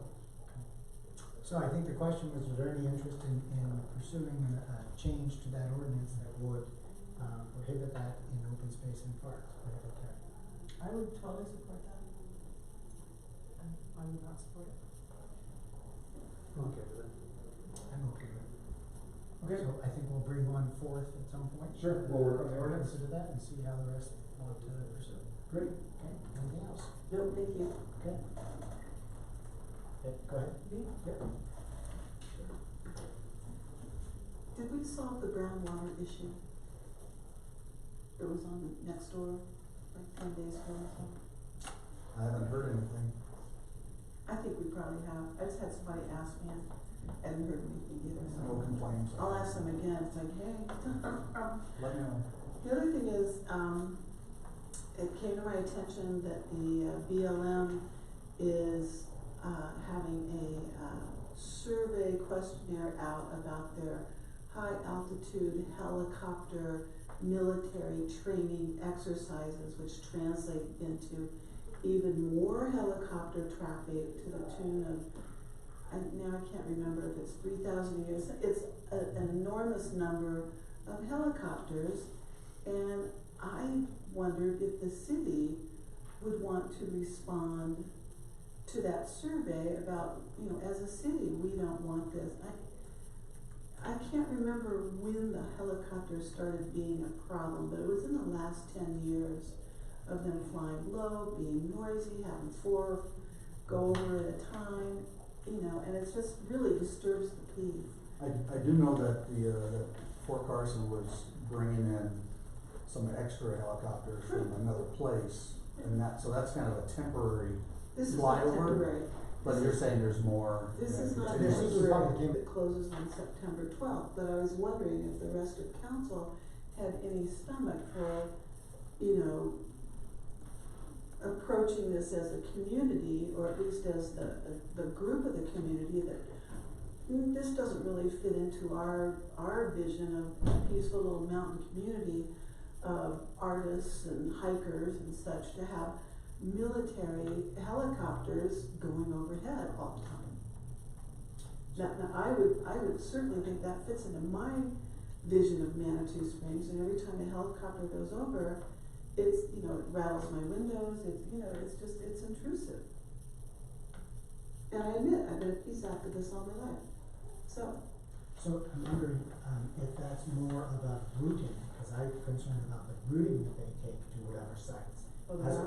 The routes that they take flying over populated areas such as Manitou, as opposed to where the sites are located. That's fine, if they wanna route over Canyon City Doesn't affect me in my backyard. I'm not sure, I did see that request for information, and I'm not sure whether it deals with both. So that's a question to ask, is whether we can comment on how they get to those sites, in addition to where the site should be located. We're running out of time too, because there's a deadline, I believe it's the 12th. So the question is whether council as a whole wants to weigh in on either aspect of that, at this point. I'm not interested. I would like more information, but bottom line, I have not noticed a problem, and, you know, I'm a very peaceful person. I believe in being fairly expansive when it comes to military training. It's an individual thing. So and I'd like to see if we can influence just them, that they don't fly over the city continuously. That'd be great. They obviously have some choice, but I don't know if we can influence that or not. Anyway, it sounds like there's not an overwhelming desire to move forward as a council. To take off the military. Anything further? No, I think that's it, and I must say I'm a little disappointed. Councilwoman Wilbur? Nothing. Last week, Chief Brewster mentioned what happens to confiscated guns. And I was wondering if we could direct him to have a policy that all confiscated guns are destroyed and not sold. There's a program locally of guns to agricultural tools, where they take apart the guns and what is that, blacksmithing them into hand tools for gardens, and hoes and pigs and stuff like that. That probably qualifies for what you're talking about. It does. Changing the use and not selling. Correct. Eager money. I like that. Find it to be a poor choice for the police department in charge of safety to turn around and put something like that back on the street. Does seem that way. Suggestion that we consider that as a change of policy. Correct. To direct the chief to come up with policy. And just see if the majority of the group want to consider it. It's not saying you will approve it, but you want to see it in front of you, I guess is the question. Correct. That's fine. Susan? I don't mind discussing it, but lots of people use guns safely, including hunters and other people. And when we use a gun that's already created, it's recycling, and it's less of a carbon footprint than creating another gun. So there's some real value in recycling a gun for the use that it was intended for, rather than creating a brand new gun. So, I mean, we can talk about that and see maybe what That's other. really all I'm asking is, We should can we have talk a about it. conversation? Yeah. Sure. And you raised some really good points. Would you like to have a conversation? Sure. Okay, we would like to have a conversation. Yes. Okay, it sounds like at some point we'll have a conversation about, the policy on the disposal of guns, and then we can have the debate of the pros and cons of that. Anything else? Councilman Moore? No. All right. I had a couple quick things. We did receive a very nice note from Donna Chast. I will pass it along, basically thanking, the members of the city council for the party and the gifts and supporting her over the years. And, just wanted to make sure everybody was aware of that. A couple other things, wanted to confirm that we are having a budget retreat, on October 5th, I believe at the Cliff House, and that retreat would start at 9 a.m. And everyone's understanding, you may have two items on your calendar. One says 8, one says 9. And so we plan to remove the one that says 8 unless anybody has a different understanding of that. What was the date again? October 5th. Yeah. The second thing I wanted to confirm is that we would not be having a meeting on the 5th Tuesday in October, October 25th. So before we get too far, either scheduling or not scheduling, I'm suggesting we not schedule. I want to make sure everybody was okay with that. But those are the two things I have. Executive session. Item K. Would entertain a motion concerning our executive session pursuant to Massachusetts Municipal Code, Code of Ordinance 5.1A, personal matters specifically for the purpose of reviewing recommendations for the city clerk finance. Would anybody like to move that we go into executive session for that purpose?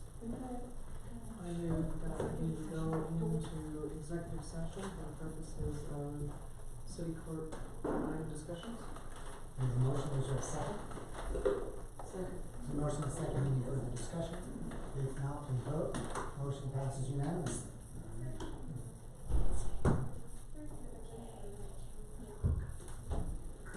So, are you staying with us? Well, I always feel like I asked to be excused, but, it's up to you. I'm happy to stay, I'm happy to save you money. Gina, do you see any reason for Mr. Parker to stay? I do not. I think we can Right. probably. Appreciate it, like I always say, I'm totally happy to stay, I just hate to do nothing. Well, hopefully it'll be a quick item, but thank you for All offering to right. stay, I think you're good. Great. Shoot. Last time we let him leave and it said like not a half an hour later, they changed it this year. I thought you meant since It's still recording. It's up to While we're you. switching this around, Mr. Cheney, Yeah.